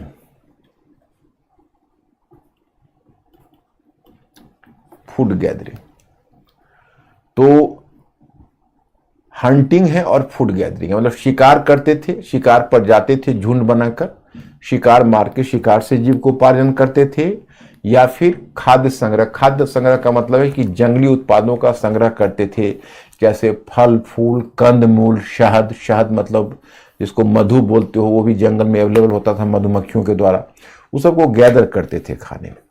अब मैं तुम्ही से एक सवाल करूंगा, तुम अनुमान करो कि उनके जीवन में शिकार और खाद्य संग्रह दोनों था, तो दोनों में आपको किसका किसका ज्यादा महत्व लगता है? कि उनके जीवन में शिकार का ज्यादा महत्व रहा होगा या खाद्य संग्रह का? मतलब आप अगर शिकार का महत्व रहा होगा तो मैं उसका सिंबल 1 दे रहा हूं, क्योंकि लिखने में आपको टाइम लगेगा, दिक्कत होगी। तो अगर 1 तुम टाइप करोगे इसका मतलब तुम शिकार को प्रेफर कर रहे हो, और 2 टाइप करोगे इसका मतलब खाद्य संग्रह, फूड गैदरिंग को कर रहे हो। आप लोग फास्ट हो जाओ कि शिकार और खाद्य संग्रह में उनके जीविकोपार्जन में किसका महत्व ज्यादा था। B fast.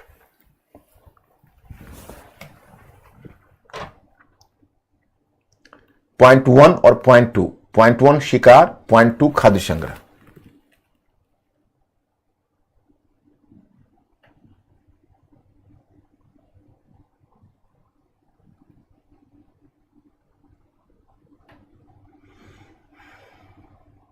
दो आ रहे। ग्रेट, तुम लोग बहुत जल्दी, तुम लोगों के अक्ल के दांत खुल गए, अक्ल के दांत आ गए, ये बड़ी खुशी की बात है। इधर इस पर क्या आ रहा है? 2। गुड। खाद्य संग्रह क्यों? अब देखो उसमें की फ्रीजिंग कैपेसिटी तो थी नहीं, तो शिकार मार के लाते तो कितना, ज्यादा से ज्यादा 48 घंटे 72 घंटे तक वो शिकार खा सकते थे। उसके बाद क्या होता था? शिकार सड़ जाते थे। तो शिकार सड़ जाता तो कितने समय तक वो शिकार का यूज कर पाते? नहीं कर पाते ना। खाद्य संग्रह में जो जंगली उत्पाद है वो 15 दिन महीने तक रह सकते थे, शहद वगैरह तो महीनों तक रह सकते थे। उनके जीवन में खाद्य संग्रह का ज्यादा महत्व रहा होगा। तो चलिए, पूरा पाषाण काल में उनका जीविकोपार्जन था शिकार और खाद्य संग्रह। नवपाषाण काल में बाद में आएंगे, और फिर हम आते हैं मध्य पाषाण काल में।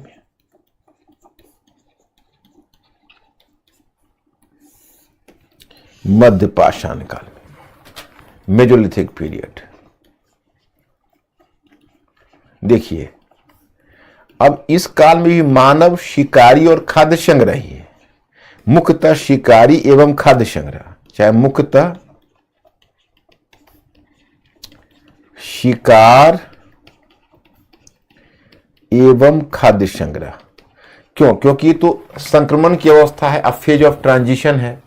मतलब नवपाषाण काल में मानव खाद्य उत्पादन की स्थिति में आएगा, और पूरा पाषाण काल में मानव शिकारी और खाद्य संग्रह है, और मध्य पाषाण काल दोनों के बीच की अवस्था है। तो इसमें भी वो शिकारी और खाद्य संग्रह ही है, लेकिन सिम्टम्स थोड़ा बहुत आने लगा है। और शिकार और खाद्य संग्रह की तकनीकी में थोड़ा, शिकार की तकनीकी में परिवर्तन हो रहा है। कैसे? तो मैंने कहा कि अब प्रक्षेपास्त्र तकनीकी का विकास कर लिया, तो अब शिकार को बहुत अच्छी, मतलब शिकार ज्यादा मात्रा में इनको अवेलेबल हो सकते थे, जैसे तीर और कमान है। तो पहले क्या करते थे, बड़े पशु में हाथी तक को ये घेर कर मार डालते थे, हाथी तक को। लेकिन दिक्कत आती थी इनको तब जब छोटे पशु हिरन हैं, कुलाचे मारकर भाग जाते थे, उनको घेरना, कई बार वो उनको मतलब फंसाते थे, लेकिन उनको पकड़ना, दौड़ के पकड़ना तो पॉसिबल नहीं था। अब जब तीर कमान आ गए तो दौड़ते हुए पशु को तीर से मारकर ये शिकार कर सकते थे, हिरन को मार सकते थे, तो खाद्य की उपलब्धता बढ़ गई। पक्षी जो आसमान में उड़ती थी उसको शिकार कर सकते थे, खाद्य की उपलब्धता बढ़ गई। और जो 1 सेंटीमीटर से 5 सेंटीमीटर का जो पत्थर के उपकरणों का प्रयोग होता था, उसमें इन्होंने एक उपकरण डेवलप कर लिया जो मछली को पकड़ने वाला कांटा होता है। तो मछली को पकड़ने वाला जो कांटा है वो कांटा पत्थर से बनाने लगे, और उसको मतलब किसी पशु की खाल से एक तरह से डोर बना देते थे। उसमें तो कॉटन नहीं था, लेकिन पशु की खाल से डोर बना लिया, उसमें कांटे को फंसा लिया और मछली को पकड़ने लगे। तो अब मछली को पकड़ने लगे तो मछली को पकड़ना, पक्षियों का, छोटे पशुओं का शिकार करना, मछली को पकड़ना, तो उनके जीवन में खाद्य की उपलब्धता तो बढ़ गई। बताइए, बढ़ी है नहीं? तो अब खाद्य की उपलब्धता उनके जीवन में बढ़ गई तो ये कितनी बड़ी बात हो गई, तो उनकी जनसंख्या बढ़ेगी। क्योंकि देखो आज की तारीख में क्या है, उल्टी बात है। आज अगर किसी के जीवन में खुशहाली आती है तो जनसंख्या कम होता है, क्योंकि उसको परिवार छोटा करने की ललक होती है। उस समय अगर जीवन में खुशहाली आती थी तो जनसंख्या बढ़ती थी। अगर खाद्यान्न की उपलब्धता बढ़ती थी तो जनसंख्या बढ़ती थी, तो जनसंख्या बढ़ी। लेकिन हां, अभी उत्पादन इन्होंने शुरू नहीं किया, लेकिन सिम्टम्स देना शुरू कर दिया है। जैसे आपको मैं बताता हूं कि अनाज का उपयोग ये करने लगे थे, लेकिन कैसे अनाज का? तो जंगली प्रकार के अनाज, जंगली माने वाइल्ड वेराइटीज, एनिमल्स का प्रयोग करने लगे थे, वाइल्ड वेराइटी ऑफ एनिमल्स का। अब वाइल्ड वेराइटी ऑफ एनिमल्स पता चल जाता है, अनाज भी आपको जंगली किस्म का पता चल जाता है। जैसे मान लो चना हो या गेहूं हो या जौ हो, तो जो आप खेती करते हो वो और जंगली किस्म से निकालते हो, दोनों के दाना में अंतर आ जाता है। और एनिमल्स है तो एनिमल्स की हड्डियों में पता चल जाता है, जो जंगली किस्म के पशु होंगे उनकी हड्डियों में गांठ ज्यादा होगी, और जो घरेलू पशु होंगे, जो पालतू पशु होंगे, उनके जीवन में उसके हड्डियों में गांठ कम होगी। तो ऐसे पता कर लेते हैं, आर्कियोलॉजिस्ट हैं वो देख कर, मतलब जांच करके लेबोरेटरी में पता कर लेते हैं। तो इस तरह से आप देखते हो कि उन्होंने अनाजों का प्रयोग शुरू कर दिया था, परंतु जंगली किस्म का अनाज था, भी अनाज की खेती नहीं करते थे। हां, आपको एक दो जगह है, जैसे मिर्जापुर, उत्तर प्रदेश में मिर्जापुर का नाम सुना होगा, तो वहां पर एक स्थल है सराय नाहर राय, और फिर महादाह स्थल है। तो उनमें से किसी स्थल से सिलबट्टे और चक्की मिले हैं। चक्की का मतलब अनाज पीसने के लिए, तो अनाज पीसने के लिए तो अनाज पीसते थे वो, इसका मतलब है कि अनाज का यूज करते थे, और सिलबट्टी में अनाज में दाना तोड़कर दाना निकालते थे। तो इतना तो प्रोग्रेस हो गया था। और दो जगह ऐसा है जहां से पशुपालन का साक्ष्य मध्य पाषाण काल में मिला है। अगर मैं कहूं, पूछूंगा आपसे, तो आप बता दोगे कि मध्य पाषाण काल में पशु को पालने का साक्ष्य कहां कहां से मिला है? जरा कोशिश करके बता। तो दो जगह है, दो जगह में एक जगह का भी तुम नाम दे दोगे, मैं खुश हो जाऊंगा कि मध्य पाषाण काल में दो स्थलों से पशु के पालने का साक्ष्य मिला है। और वो अगर दो स्थल में आप बता दोगे तो मुझे बड़ी खुशी होगी।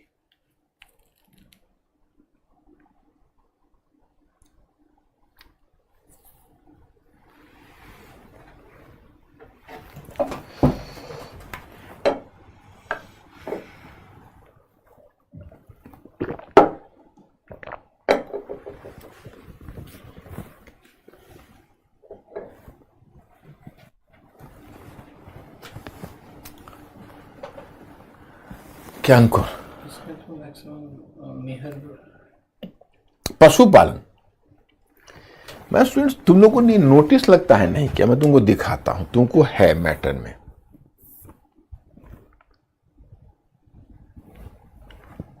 आदत बढ़ गया। मध्य प्रदेश में आदमगढ़ है और राजस्थान में बागोर है। देखो, ये आपको मैटर में मिला होगा। मध्य पाषाण जो जीविकोपार्जन में देखो, मध्य पाषाण काल में बागौर और आदमगढ़, ये दो जगह से पशु पालन का साक्ष्य मिला है। अब देखो, पशु क्यों पालते थे, कैसे पालना शुरू किया होगा, मैं आपको बताता हूं। पशु ऐसे पालते थे, मैंने पशुपालन ऐसे, देखो नियमित रूप में पशुपालन अभी नहीं है, ये अपवाद है।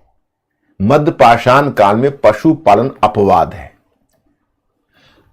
पशुपालन एक रूल बनेगा नवपाषाण काल में। लेकिन हां, मैं आपको बताता हूं कि क्या फर्क पड़ेगा। जैसे पहले, अब मान लो पशु जाते थे पशु का शिकार करने, बेचैन होते थे, पशु का शिकार खोजने निकले, जब वहां पहुंचे स्पॉट पर तो पशु मिला ही नहीं, भूख से बिलबिला गए, निराश हो गए, पशु मिला ही नहीं। तो अब उनके दिमाग में आइडिया आया कि ऐसा करते हैं कि हम 10-5 पशुओं को बांध के रखते हैं, माने पकड़ते हैं जिंदा, और जीवित पकड़कर उनको बांध के रखते हैं, और जब भूख लगेगी तो उसका उपयोग करेंगे। अब उन्होंने पशुओं को पकड़ा, उसे बांध के रखा, एक जगह पर रख दिया, कहीं घेर के, बाड़ा बना के रख दिया घेर कर। अब कभी आए तो देखा कि अरे ये तो बड़ा छोटा छोटा पशु भी निकला हुआ है। तो उनको लगा कि अरे ये तो बड़ी अजीब चीज है, ये तो छोटे छोटे पशु पैदा भी करते हैं। तो इन्होंने धीरे धीरे पशुओं के प्रजनन क्षमता के बारे में समझ गए, और पहली बार उन्होंने पशुओं के प्रजनन के आर्टिफिशियल वातावरण देने लगे उनको कि प्रजनन कर सके, तो पशुओं की संख्या बढ़ने लगेगी। तो thus started the domestication of animals, जो डोमेस्टिकेशन ऑफ एनिमल्स है, सो दस स्टार्टेड देयर। ये डोमेस्टिकेशन ऑफ एनिमल्स का you will find example of domestication of animals, तो इसको कहते हैं पशुपालन। ओके, अब आते हैं हम नवपाषाण काल पर।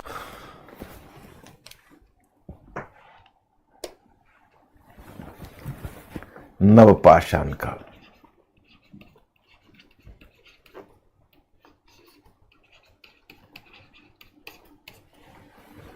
ओके।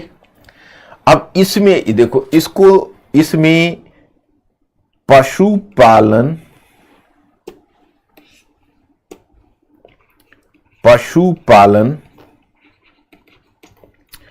एवं कृषि, एग्रीकल्चर मीन्स कि the regular practices of domestication of animals और कृषि का आरंभ तथा मानव का शिकारी एवं खाद्य संग्राहक की अवस्था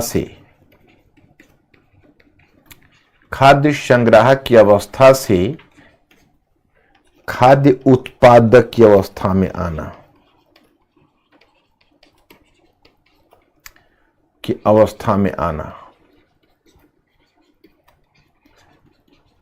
अब मैंने आपको इंग्लिश मीडियम का ही मटेरियल दिया हुआ है, and you can go through it. तो अगर जो इंग्लिश में देखना चाहो, जो इंग्लिश में हो गया, हालांकि इसमें तो मुझे लगता है हिंदी वाले ही ज़्यादा हो गए, क्योंकि इंग्लिश का बैच अलग था। लेकिन हाँ, अगर आप में से कोई इंग्लिश का भी चाहता हो तो मैंने दोनों का मैटर में साथ ही साथ डाल देता हूँ, तो मैंने उसका भी डाला हुआ है। So here my students, I have to inform you कि मतलब they started from the status of hunting gathering to food producing stage. अब फूड प्रोड्यूसिंग स्टेज साधारण चीज नहीं थी, इसलिए इसको क्या कहा गया, आपने पढ़ा होगा, नवपाषाण क्रांति, न्यूलिथिक रेवोल्यूशन। गॉर्डन चाइल्ड नामक एक हिस्टोरियन, उन्होंने कहा न्यूलिथिक रेवोल्यूशन हुआ। क्यों? क्योंकि मानव ने पहली बार प्रकृति के मामले में हस्तक्षेप किया, प्रकृति के मामले में मानव ने हस्तक्षेप किया, और तब कृत्रिम रूप में अब उत्पादन, मतलब पृथ्वी से उत्पादन लेने लगे, और मानव, पशु और भूमि के संबंध बदल गए। पहले मानव भूमि जो पैदा करता था उसका संग्रह करके जीते थे, अब मानव भूमि को आर्टिफिशियल रूप से प्रोत्साहित करने लगे कि तुम उपजाओ, तुम हमें दो। ये मानव के द्वारा प्रकृति के मामले में हस्तक्षेप था, और सैपियंस यहीं से पहला रेवोल्यूशन है। देखो यहां पर युवाल नोह हरारे ने, जैसे हम लोग तो नॉर्मली कहां से शुरू करते हैं, न्यूलिथिक रेवोल्यूशन से। यही न्यूलिथिक रेवोल्यूशन, जो कि दुनिया में रेवोल्यूशन यही से, मतलब इसको रेवोल्यूशनरी इंपैक्ट कहा गया। हालांकि हम लोग इसका खंडन करते हैं, इसको रेवोल्यूशनरी नहीं मानते हैं, लेकिन आप लोगों को जीएस में से कोई लेना देना नहीं, प्राय ऑप्शनल में ऐसा करते हैं। लेकिन इसका मतलब गॉर्डन चाइल्ड ने इसको रेवोल्यूशन माना, और युवाल नोह हरारे ने पहला रेवोल्यूशन कहा था कॉग्निटिव रेवोल्यूशन। उसे एक टर्म दिया था उन्होंने, कॉग्निटिव रेवोल्यूशन, कॉग्निटिव। अब कॉग्निटिव का हिंदी तो हमको मिलता नहीं है। कॉग्निटिव इसके लिए न्यूलिथिक नहीं कहा कि मानव जो होमोसेपियंस की सोच डेवलप हुई, तो जब उसकी सोच डेवलप हुई तो कॉग्निटिव रेवोल्यूशन था। इसको उन्होंने कहा न्यूलिथिक रेवोल्यूशन, कि दुनिया में न्यूलिथिक रेवोल्यूशन हुआ क्योंकि अब मतलब नवपाषाण, एक तरह से नवपाषाण क्रांति हुई, क्योंकि मानव, पशु और जो भूमि है उनके परस्पर संबंध बदल गई। अपने आप में बहुत क्रांतिकारी इंपैक्ट हुआ। अब आपके मन में एक जिज्ञासा होगी कि भाई ये खेती कैसे शुरू हुई होगी, तो आप चाहें तो मैं बताऊं आपकी जिज्ञासा शांत करने के लिए। लेकिन मैं पहले ही बता दूं कि सोशल साइंस है तो सहमति तो है नहीं, अलग अलग विद्वान इसका अलग अलग कारण बताते हैं। इसमें एक कारण बताया जाता है कि क्या हुआ कि लगभग 10,000 ईसा पूर्व में जलवायु संबंधी परिवर्तन हुआ। जलवायु संबंधी परिवर्तन हुआ, जैसे मानसून है, मानसून जैसे पानी आता था वो थोड़ा सा ड्रिफ्ट कर गया दूर। तो पश्चिम एशिया में क्या हुआ, जल की कमी हुई पश्चिम एशिया में। आज जो जगह देखते हो इजराइल, लोकेशन देखते हो ना, इजराइल है, पैलेस्टाइन है, फिलिस्तीनी और सीरिया क्षेत्र है, उसी क्षेत्र का गोल्डन क्रेसेंट बोलते हैं। तो वो जो गोल्डन क्रेसेंट का क्षेत्र है, उसी क्षेत्र में पहली बार ऐसा देखा गया, सीरिया, फिलिस्तीन और इजराइल वाले क्षेत्र में, मतलब उसी क्षेत्र में कहते हैं कि जब जल की कमी हुई तो कुछ ही जगहों पर जल मिलने लगा। तो एक क्या है कि देखो, मानव हो, पशु हो या वनस्पति हो, तीनों को जल चाहिए। और तीनों आपको दिखेगा नहीं, लेकिन वनस्पति जो होती है वो भी वहीं उगती है जहां सुविधा हो, हर जगह नहीं उगेगी। विशेषकर जिस वनस्पति को जल चाहिए, अब देखो ना, पोखरी तालाब के बगल में आप बहुत तरह के अनवांटेड प्लांट्स देखोगे, जिसको कोई लगाया नहीं होता, खुद आ जाता है। कहां से? तो जल खोजते खोजते। तो वो कहते हैं, एक हिस्टोरियन, कि हुआ ऐसा कि जब जल की कमी हुई और कुछ ही जगह पर जब जल एकत्रित रहा, तो उस जल की खोज में मानव भी वहां आ गया, पशु भी वहीं आ गया और वनस्पति भी वहीं आ गई, वेजिटेशन। तो तीनों जगह एक जगह पर जब जमावड़ा हुआ, तब आइडिया आने लगा खेती शुरू करने का और पशु पालने का। इसीलिए पशुपालन की भी शुरुआत हुई और कृषि की भी शुरुआत हुई। और पहली बार मानव ने अब प्रकृति से रिप्रोडक्शन करवाना शुरू किया, एनिमल से रिप्रोडक्शन करवाना शुरू किया। इसका रेवोल्यूशनरी इंपैक्ट हुआ, वो कहते हैं गोल्डन चाइल्ड, ह्यूमन सिविलाइजेशन आगे डेवलप करेगा। तो एक हुआ ये। अब अनाजों की खेती शुरू हुई, पत्थर की खंती, पत्थर के कुदाल, अभी तक तांबे नहीं आए, तांबे ताम्रपाषाण काल में शुरू हुए। और ताम्रपाषाण काल कभी भारतीय उपमहाद्वीप में किसी एक काल में नहीं आया है। अब मैं धीरे धीरे सभी को समझाना चाहूंगा, लेकिन आप जानते हो कि मेरी महत्वाकांक्षा यह है कि आप इंटीग्रेटेड समझो, और वो वैसे आप रिटेन नहीं कर पाओगे। आपका चाहे जो कोई भी बैकग्राउंड होगा, आप बहुत अच्छे से रिटेन कर लोगे, बशर्ते आपको मैं जितना पढ़ाऊं उसको घर पर जाके याद करो। मैंने याद कर रटो नहीं, मतलब रिवाइज करो, रिवाइज करके और 10-20 मिनट, आधे घंटे सोचने पर दो प्रत्येक दिन के काम को, और तुम देखो फिर तुम्हारी कितनी तरक्की हो जाती। तो एक व्याख्या यह है। दूसरी व्याख्या यह है कि जो जलवायु संबंधी परिवर्तन हुआ, इसलिए खेती शुरू हुई। दूसरी व्याख्या है कि एक्चुअली क्या हुआ कि मतलब एक तर्क यह है, अब मैं क्या बताऊं, अब ये बहुत कन्विंसिंग है या नहीं, मतलब हुआ कि जब जलवायु संबंधी परिवर्तन हुआ, जलवायु जब शुष्क हुआ तो आइस पिघलने लगा। तो आइस पिघलने लगा, तो आइस पिघलने से समुद्र का जल स्तर थोड़ा ऊंचा उठ गया।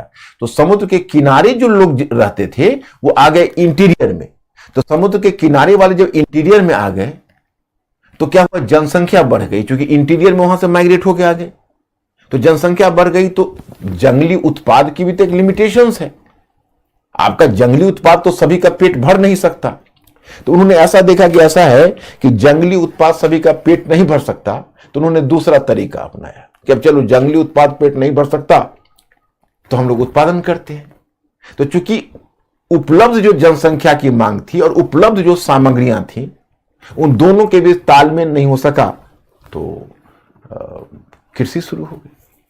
अब देखो, खंती का प्रयोग शुरू हुआ, पत्थर की जमीन कोड़ने के लिए पत्थर के कुदाल का, और खेती हुई, तो थोड़ा बहुत अधिशेष आने लगा। तो अब समस्या हुई कि भाई अनाज को कहां रखें, ये तो प्रॉब्लम आया। तो जब अनाज को रखने का प्रॉब्लम हुआ तो हुआ कि चलो ऐसा करते हैं कि अनाज को रखने के लिए पहले मिट्टी के बर्तन बनाना शुरू किया। तो एक टर्म आएगा मृदभांड, हिंदी में टर्म आएगा मृदभांड, और अंग्रेजी में उसको बोलेंगे पॉटरीज। तो पॉटरीज का प्रयोग दो कारणों से हुआ। वैसे पॉटरीज का आरंभिक प्रयोग मध्यपाषाण काल में हुआ था, परंतु नियमित रूप में पॉटरीज का प्रयोग इसी काल में शुरू हुआ।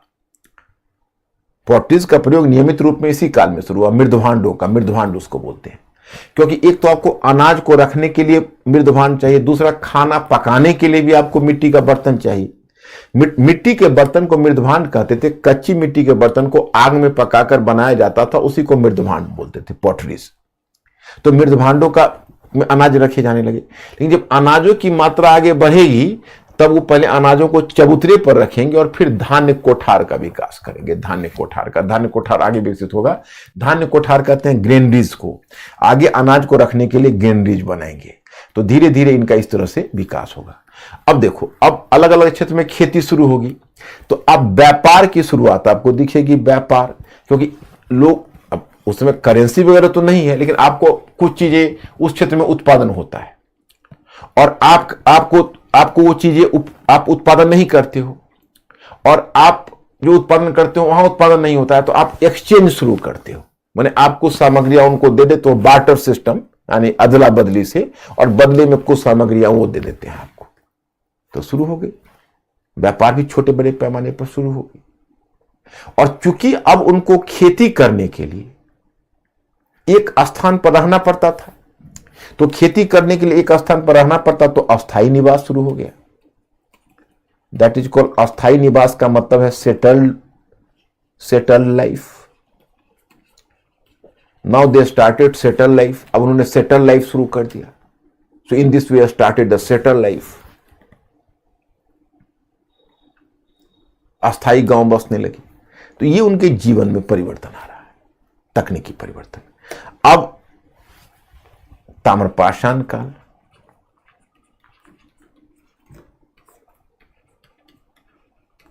ताम्रपाषाण काल, कैलकोलिथिक पीरियड। अच्छा, मैं आपको एक सवाल करता हूं फिर। ये 3500 ईसा पूर्व से आप जानते हो कि उत्तर पश्चिम में सबसे पहले तांबे का प्रयोग उत्तर पश्चिम में शुरू हुआ और 3500 ईसा पूर्व में शुरू हुआ। तो जब तांबे का प्रचलन होगा, तो मैं आपसे जानना चाहता हूं कि ताम्रपाषाण काल में खेती बढ़ेगी या कम होगी? अगर बढ़ेगी तो 0.1 और कम होगी तो 0.2।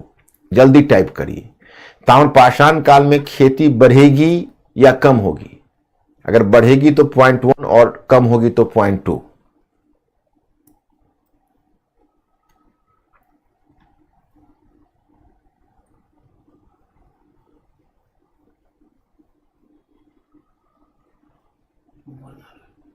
गुड, आप लोग अच्छा समझ रहे हो।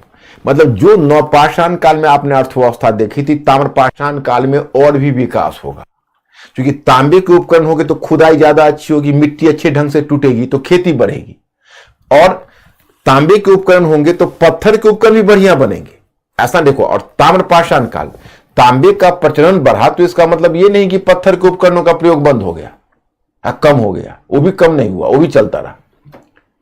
और एक बात और भी है, तांबे के उपकरण से पत्थर को काटना आसान हो गया, और जब खेती शुरू हुई तो पशुपालन को भी प्रोत्साहन मिला, क्योंकि पहले तो पशु को पालने के लिए आपको चारा जंगलों से लाना पड़ता था, अब चारा की खेती भी कर सकते हो, और चारा की खेती करके फॉडर पशुओं को खिला सकते हो।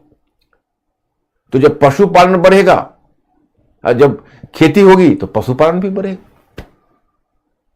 और ताम्रपाषाण काल में और भी ज्यादा उनका पशुपालन भी मजबूत हुआ, खेती भी मजबूत हुई, और खेती मजबूत हुई तो उत्पादन ज्यादा होने लगा। तो इस काल में आप देखोगे कुछ स्थल होंगे जहां से धान्य कोठार का साक्ष्य आपको मिलेगा। धान्य कोठार का मतलब है ग्रेनरीज, क्योंकि अब अनाज ज्यादा हुए तो अनाजों को एक जगह पर बचा कर रखा जाने लगा, तो it was called granaries.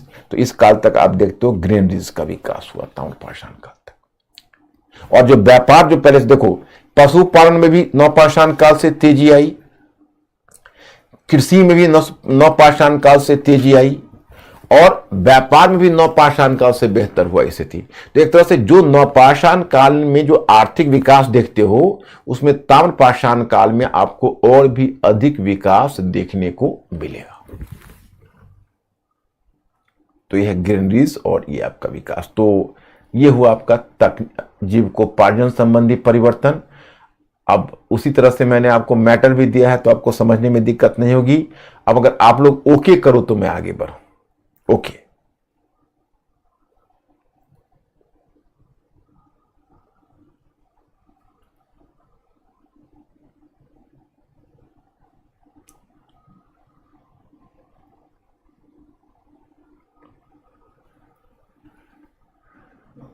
Okay है, राइट। उधर वेबसाइट पर बच्चे ठीक हैं?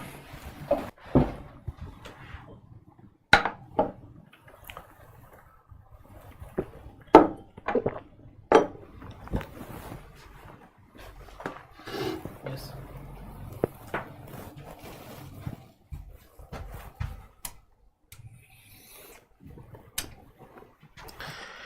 अब देखिए, अब आप आते हैं सामाजिक संबंधों में, सामाजिक संबंधों में परिवर्तन, चेंज इन सोशल रिलेशंस।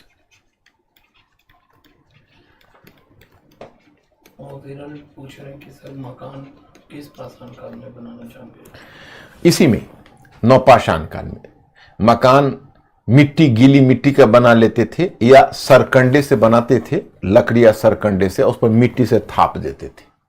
तो सेटल लाइफ यहाँ जीना शुरू किया नवपाषाण काल में, तो मकान वहीं से बने लगे। और नवपाषाण काल और ताम्रपाषाण काल में कोई विशेष अंतर नहीं है। नवपाषाण काल में जो जो प्रवृत्तियां हो, ताम्रपाषाण काल में और भी मजबूत होगी, मकान उकान भी ज्यादा दुरुस्त होंगे, लेकिन जो मकान बनेंगे वो यहीं से शुरू होंगे। सामाजिक संबंधों में परिवर्तन, चेंज इन सोशल रिलेशंस।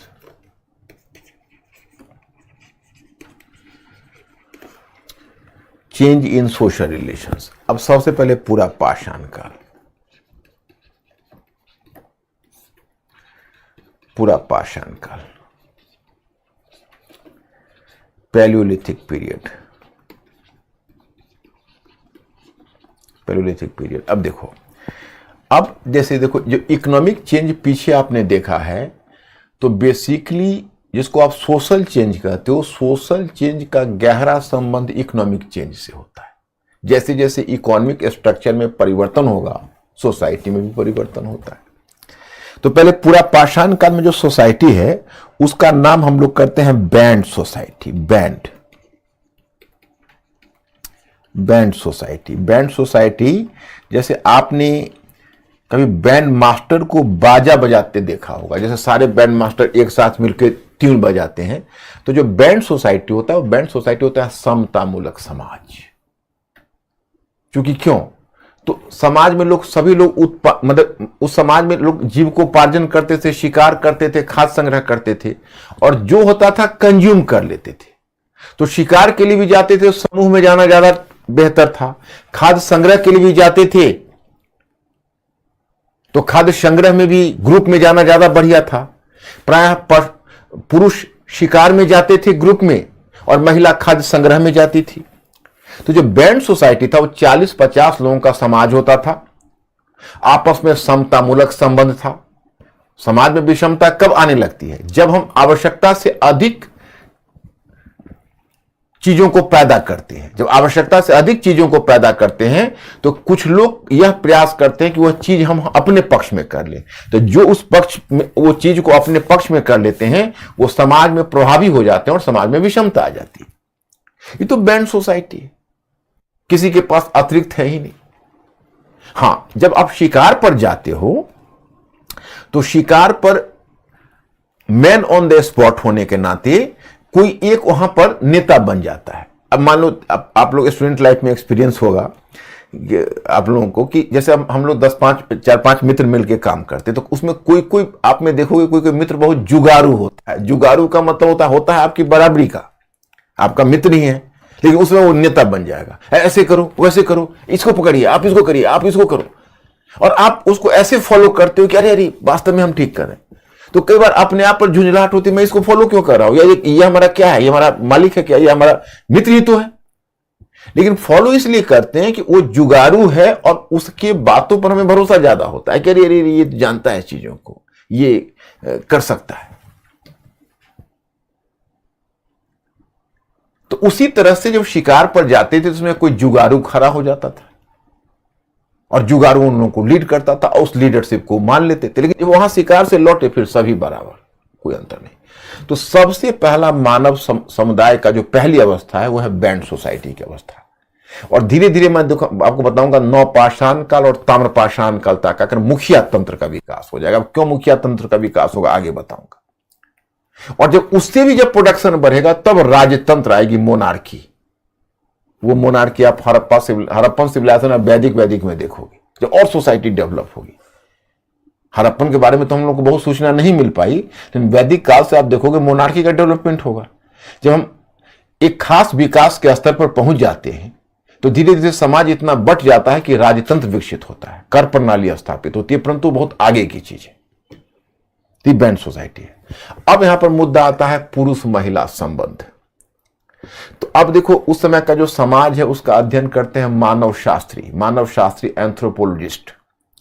तो मानव शास्त्री एक बात उठाते हैं, कहते हैं कि देखिए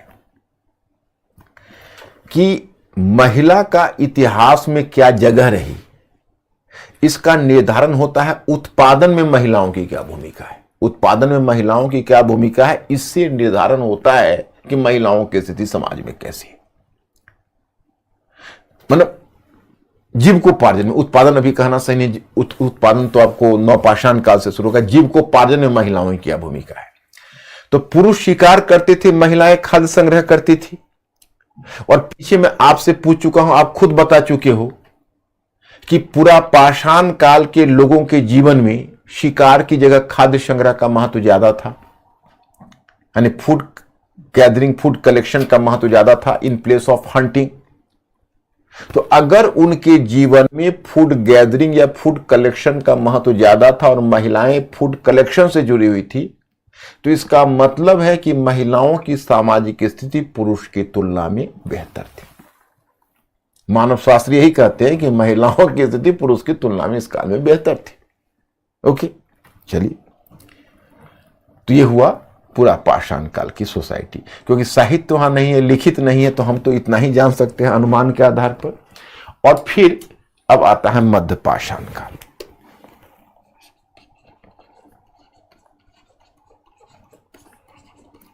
तो देखो, मध्य पाषाण काल में पूरा ये भी तो मानव शिकारी और खाद्य संग्राहक है।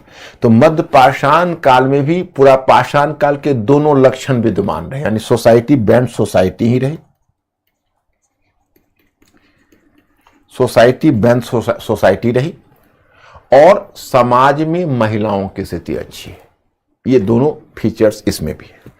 इसमें एक नई बात जुड़ जाती है जिसको आपको नोटिस करना है। नई बात यह जुड़ जाती है कि एक परिवार की परिकल्पना।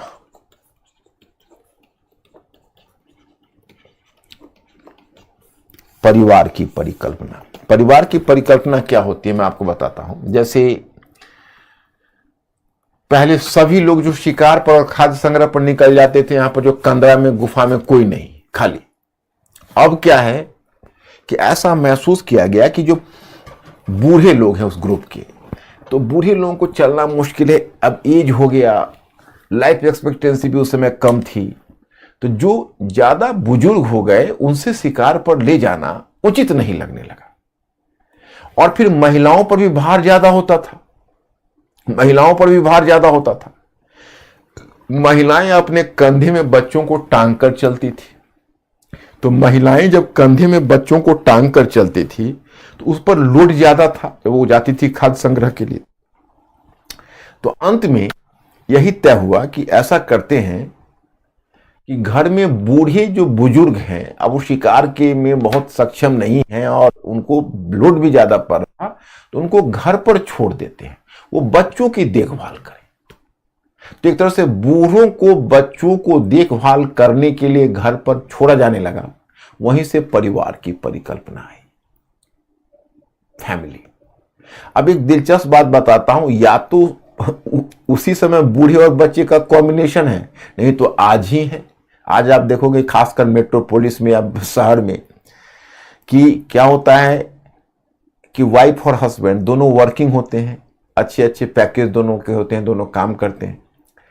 और जो घर के जो रिटायर्ड हो जाते हैं, बूढ़े हो जाते हैं, तो उनको अचानक से खातिरदारी काफी बढ़ जाती है। क्यों? क्योंकि उनसे अपेक्षा करते हैं दोनों जो वर्किंग कपुल हैं कि उनके उस वर्किंग कपुल के एक या दो बच्चे हैं, उन बच्चों को दादाजी देखे। तो दादाजी की अचानक से खातिरदारी काफी बढ़ जाती है। मैंने इसी तरह का एक दादाजी से मेरी मुलाकात हुई दिल्ली में ही। तो मैंने पार्क में देखा कि उनके बेटे और बहू बहुत केयर ले रहे हैं। तो बस मैंने उनके जानने के बाद हमने सवाल किया कि चलिए, आपके फैमिली को देख के बड़ा अच्छा लगा कि आपको फैमिली में लोग बहुत केयरिंग हैं और आपके लिए खास कर केयरिंग होते हैं। तो पहले वो मुस्कुरा के बोले, देखिए ऐसा कुछ नहीं है, अभी हमें गांव से बुलाकर लाए हैं क्योंकि ये दोनों वर्किंग है और दोनों को अच्छे पैकेज मिलते हैं और बहुत नन्हे नन्हे बच्चे हैं। अब एक को जॉब से रिजाइन करके घर की देखभाल करनी होगी तो उनका फैमिली इनकम कम हो जाएगा। तो हमें गांव से बहुत मना के लाए हैं और हमारी पूरी खातिरदारी कर रहे हैं कि हम गांव न वापस चले जाएं ताकि इनके बच्चों की देखभाल करें।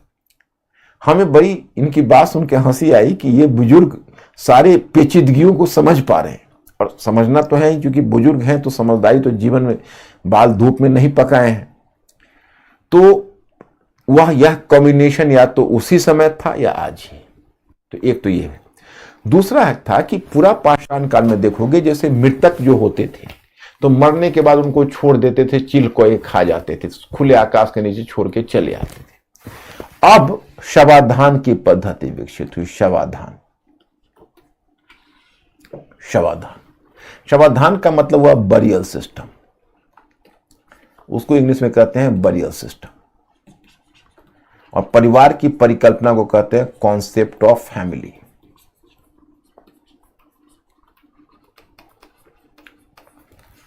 इसको कहते हैं कॉन्सेप्ट ऑफ फैमिली और उसको कहते हैं बरियल सिस्टम। तो बरियल सिस्टम में क्या होता है कि जो पूर्वज है वो पूर्वज को अब दफनाने जाए रहे, उसके डेड बॉडी को दफनाया जाता था और डेड बॉडी के साथ कुछ आवश्यकता की सामग्रियां भी रखी जाती थी। ये भी परंपरा उसी समय शुरू हुई। आज भी तुम देखते हो ना, मृतक को संस्कार होता है तो संस्कार का कुछ दान दिया जाता है, ब्राह्मणों को दान दिया जाता है, या लोग श्राद्ध कर्म कहते हैं उसमें दान पुण्य करते हैं। क्यों? तो पूर्वज उस लोक में जाकर उसका प्रयोग करेंगे। तो उस समय भी ये जिसको कहते हो लाइफ आफ्टर डेथ, माने मरने के बाद भी लोगों को ये आवश्यकताओं की वस्तुएं चाहिए होगी, ये कॉन्सेप्ट उस समय आ गया था। क्योंकि जब शवाधान किया जाता था तो उसके साथ कुछ आवश्यकता की सामग्रियां दफनाई जाती थी। तो ये कॉन्सेप्ट है। अब एक आपके मन में सवाल आएगा कि भाई पूर्वज को पहले खुले आकाश के नीचे छोड़ देते थे, अब वो पूर्वजों को दफनाने लगे, तो यह परिवर्तन उनके लाइफ में क्यों आया? Why such A change? तो इसका कारण यह है कि देखिए, अब पहले डेड बॉडी को फेंक देते थे, अब डेड बॉडी को बरियल सिस्टम करना शुरू किया। तो इसका मानव शास्त्री ने एक बड़ी अच्छी व्याख्या दी है जो मैं आपको बताना चाहूंगा। उन्होंने कहा है कि होता क्या था कि जैसे कोई परिवार का मुखिया है, तो परिवार का मुखिया किसी एक इलाके विशेष में रहता था, तो वहां पर एक तरह से उसका दबदबा हो जाता। दबदबा है मतलब एक तरह से उसमें प्राइवेट प्रॉपर्टी तो नहीं थी, लेकिन एक आपस में एक मनमन तो था कि ये इनका इलाका है, उनका इलाका है, वो इनका इलाका है। तो जैसे इधर को एक फैमिली रह रहा है, उसका मुखिया है, तो लोग मानते थे उनके जो और उस तरह के मतलब सहकर्मी या उनके जो ये उनका है तो हम इधर रह रहे हैं, ये इनकी चीज इनकी है। तो उस जिधर रहते थे उस जंगल के जो पशु पक्षी होते थे, जो नदी तालाब के केकरे होते थे, केकरे वगैरह नहीं देखते, कछुआ वगैरह जो खाते थे, यूज करते थे, तो उनका हो जाता था एक तरह से। चलो उधर हम नहीं शिकार मारेंगे, वो उनका है, वो मारे, उनके फैमिली चलेंगे। तो वो उनको basically hunting and for the collection of food, the area was assigned to a man. It was not, you can say, any contract, but it was a very natural and understood process. ये बड़ा ही एक understood process था कि चलो ये इलाके में ये हैं, so they will use the products and we are not going to make intervention into their matter. They are just free to use the products in the particular area. They were just using the forest products. They were just hunting animals, and the other counterpart is not making intervention into this region. इस process से अपना वो चल रहे थे। लेकिन फिर क्या हुआ कि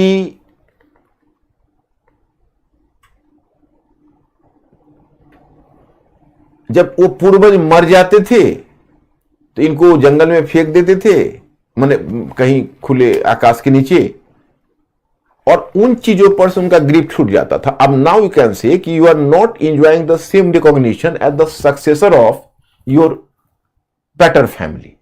तो अब क्या है कि आपने अपने पूर्वज को सम्मान नहीं दिया, उनको फेंक दिया। तो अब जो अगल बगल के उनके सहकर्मी है वो उनका उत्तराधिकारी आपको नहीं मान रहे। लेकिन एक बार अगर उसका समाधान कर दिया तो उसका उत्तराधिकारी मानकर उस चीज पर आपका वो नियंत्रण मान लेते हैं कि चलो ये चीज इसका उत्तराधिकारी है, यह एरिया इसका है।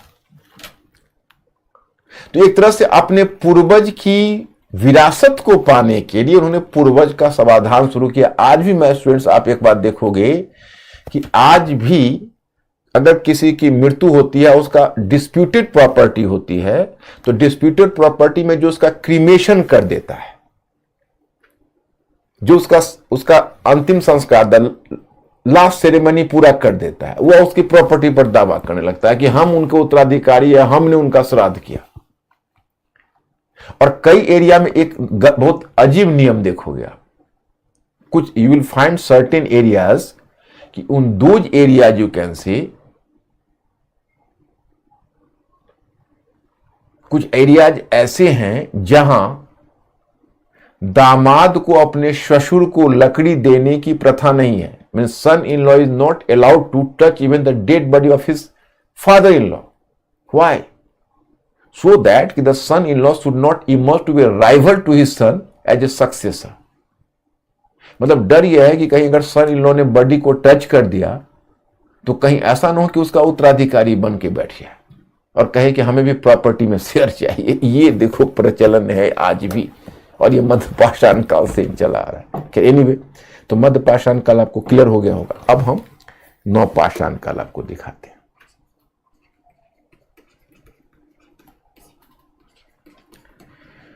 अब नव पाषाण काल में तो आपको समाज में बहुत सारे परिवर्तन देखने को मिलेंगे। पहली बात तो यह है कि स्थापित, मतलब आप कह सकते हैं अस्थाई निवास, सेटल्ड लाइफ। तो अस्थाई निवास के बाद क्या हुआ? जब सेटल्ड लाइफ शुरू हुआ तो सेटल्ड लाइफ की शुरुआत होने के बाद आपको पता है क्या शुरू हुआ? उसके बाद अगर लाइफ सेटल हो गया तो सामुदायिक जीवन की शुरुआत हुई। सामुदायिक जीवन, सामुदायिक जीवन, दैट इज कॉल्ड, सामुदायिक जीवन का मतलब हुआ कम्युनिटी लाइफ। कम्युनिटी लाइफ की शुरुआत हुई। कम्युनिटी लाइफ का मतलब हुआ कि लोग अब सामूहिक जीवन जीने लगे। गांव बस गए तो सामूहिक जीवन जीने लगे। अब दावत और समारोह भी करने लगे। दावत समारोह, जैसे कर्नाटक में जगह है बुद्धिहाल, जगह का नाम है, वहां पर रात्रि भोज का साक्ष्य मिलता है कि लोग भोज करते थे। अभी भी गांव में भोज करते हैं, आपको याद होगा। अब तो शहर में भी करते हैं। इस तरह के दावत और समारोह ये शुरू हुआ।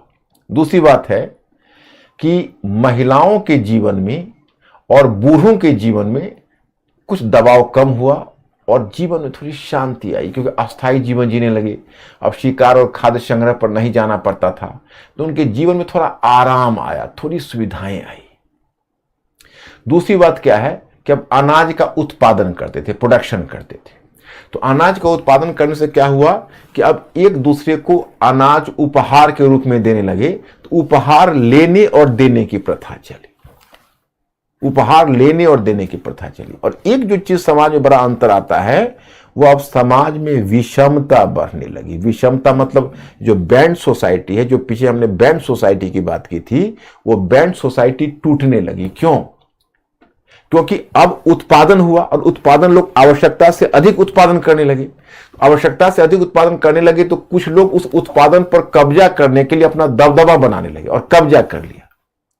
जैसे धीरे धीरे मुखिया तंत्र का विकास होने लगा। मुखिया तंत्र तो आप जानते ही हो, जैसे जो मुखिया होता है वो एक क्षेत्र में बस गया और वह लोगों से अनाज के रूप में कर वसूलना को शुरू कर दिया और उन अनाजों को धान्य कोठार में रखने लगा, यानी ग्रेनरीज में रखने लगा।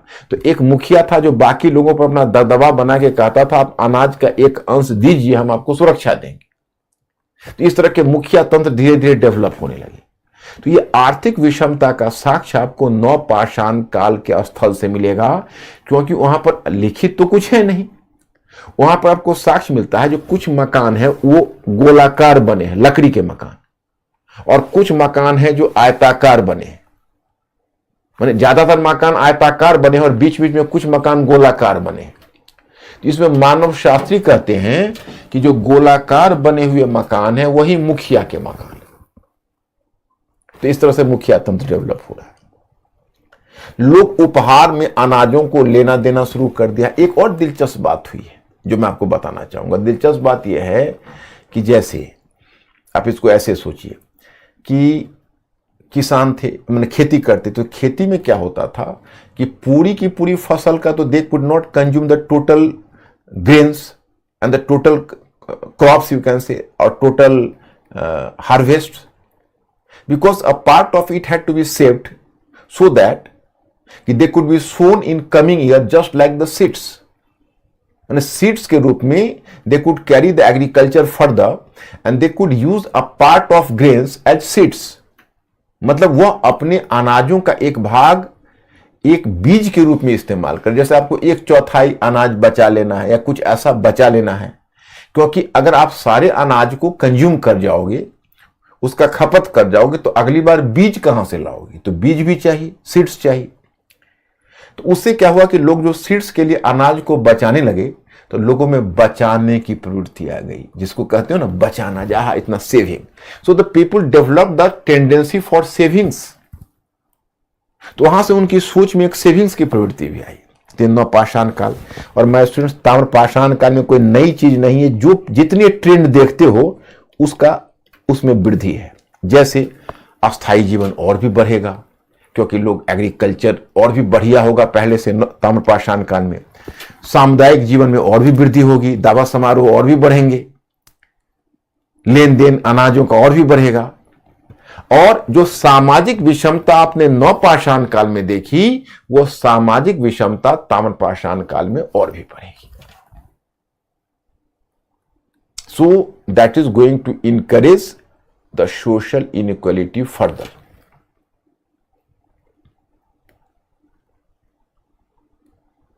तो इसीलिए तुम जैसे बहुत सारे ताम्रपाषाण कालिक स्थल देखोगे, वहां पर आपको दिखेगा कि बीच बीच में मुखिया का मकान है और मुखिया तंत्र का विकास है और धान्य कोठार बना हुआ है। तो मुखिया लोगों से अनाज वसूल के और एक तरह से वो एक जगह पर इकट्ठा रखता है। तो धीरे धीरे समाज में अब विषमता बढ़ रही है, अब पहले वाला समाज नहीं है। और यह विषमता जान तो सवाधान में भी आपको दिखेगी।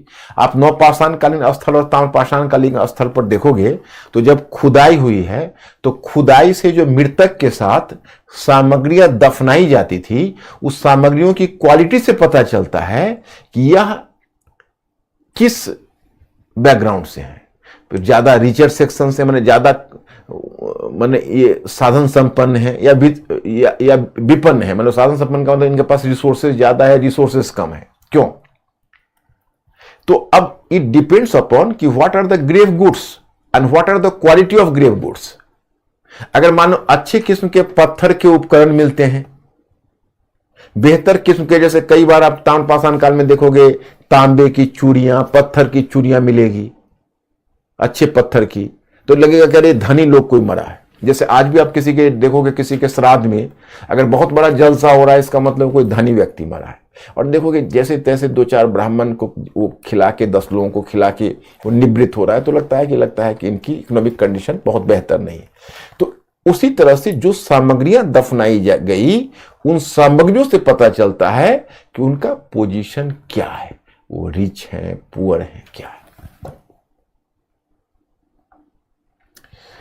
सो मैं स्टूडेंट्स, यह है सामाजिक विषमता। तो अब आप लोग हमें ओके करिए कि आप लोग समझ गए या कहीं कोई सवाल है। तो मैं यहां पहले आप लोग ओके करेंगे, और आज मैं यही छोड़ दूंगा क्योंकि आप लोगों पर लोड बढ़ाऊंगा नहीं। अभी बिगनिंग का है और आप लोगों को और भी क्लासेस के लोड हैं, तो आज मैं यही छोड़ दूंगा। लेकिन इस प्रश्न का पहले आप लोग ओके करिए कि हाँ, यह एरिया आपने कर लिया।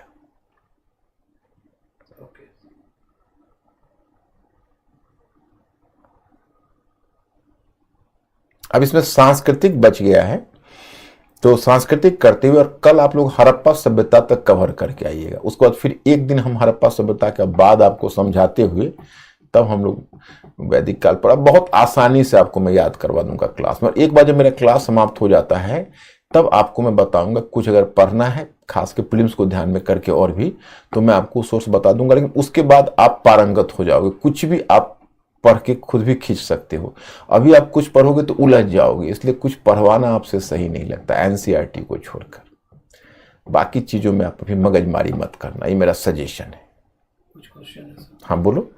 यश पूछ रहे कि क्या हम बैंड सोसाइटी की तुलना मार्क्स के साम्यवाद से कर सकते हैं? मार्क्स ने यश कार्ल मार्क्स को तुमने विश्व इतिहास तो किया होगा, कार्ल मार्क्स ये सॉरी विश्व इतिहास तो किया होगा, यश किया है कि नहीं? किया होगा। यश का क्वेश्चन आता था पहले।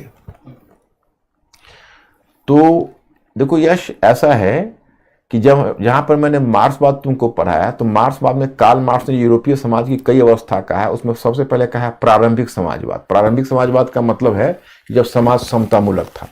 एक तरह से तुम कह सकते हो तो बैंड सोसाइटी कार्ल मार्क्स का प्रारंभिक समाजवाद है, मजबूरी में समाजवाद है, क्योंकि सामाजिक विषमता तब आएगी जब उत्पादन होगा, और जब उत्पादन अतिरिक्त उत्पादन है ही नहीं तो विषम समाज में विषमता कैसे आएगी? तो मैंने आपको बताया था वहां कि मजबूरी का नाम महात्मा गांधी है। तो चूंकि लोगों के पास अब ताकत नहीं हो तो लोग अहिंसक हो जाते हैं। तो जब समाज में उत्पादन ही अधिक नहीं तो विषमता तो होगी। तो कार्ल मार्क्स का जो प्रारंभिक समाजवाद है उससे आप उसकी तुलना कर सकते हो बैंड सोसाइटी की।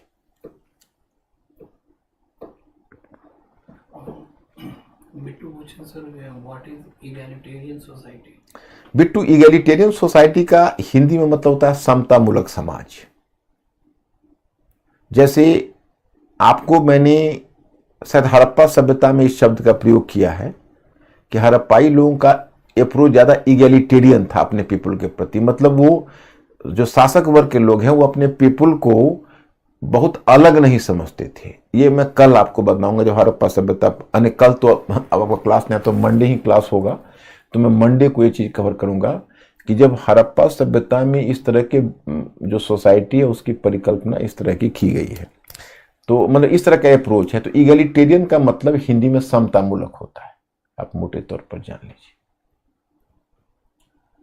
अनिल पूछ रहे हैं कि सर मरने के बाद बॉडी जब सड़ती है तो उसके बदबू आता होगा, उसके कारण भी दफना सकते थे शायद? नहीं अनिल, ऐसे नहीं होता है। दूर जाके फेंक दोगे तो बदबू नहीं आएगी। उसमें इतनी जनसंख्या थी नहीं कि अब घर पर घर या लोग नजदीक रह रहे हो, तो ये इसकी व्याख्या नहीं है।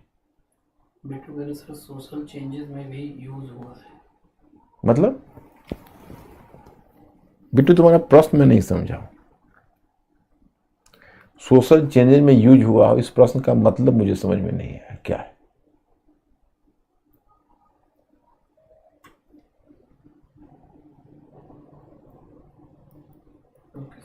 Okay, so my students, okay, I'll see you in the next class. Okay, good night, I'll see you.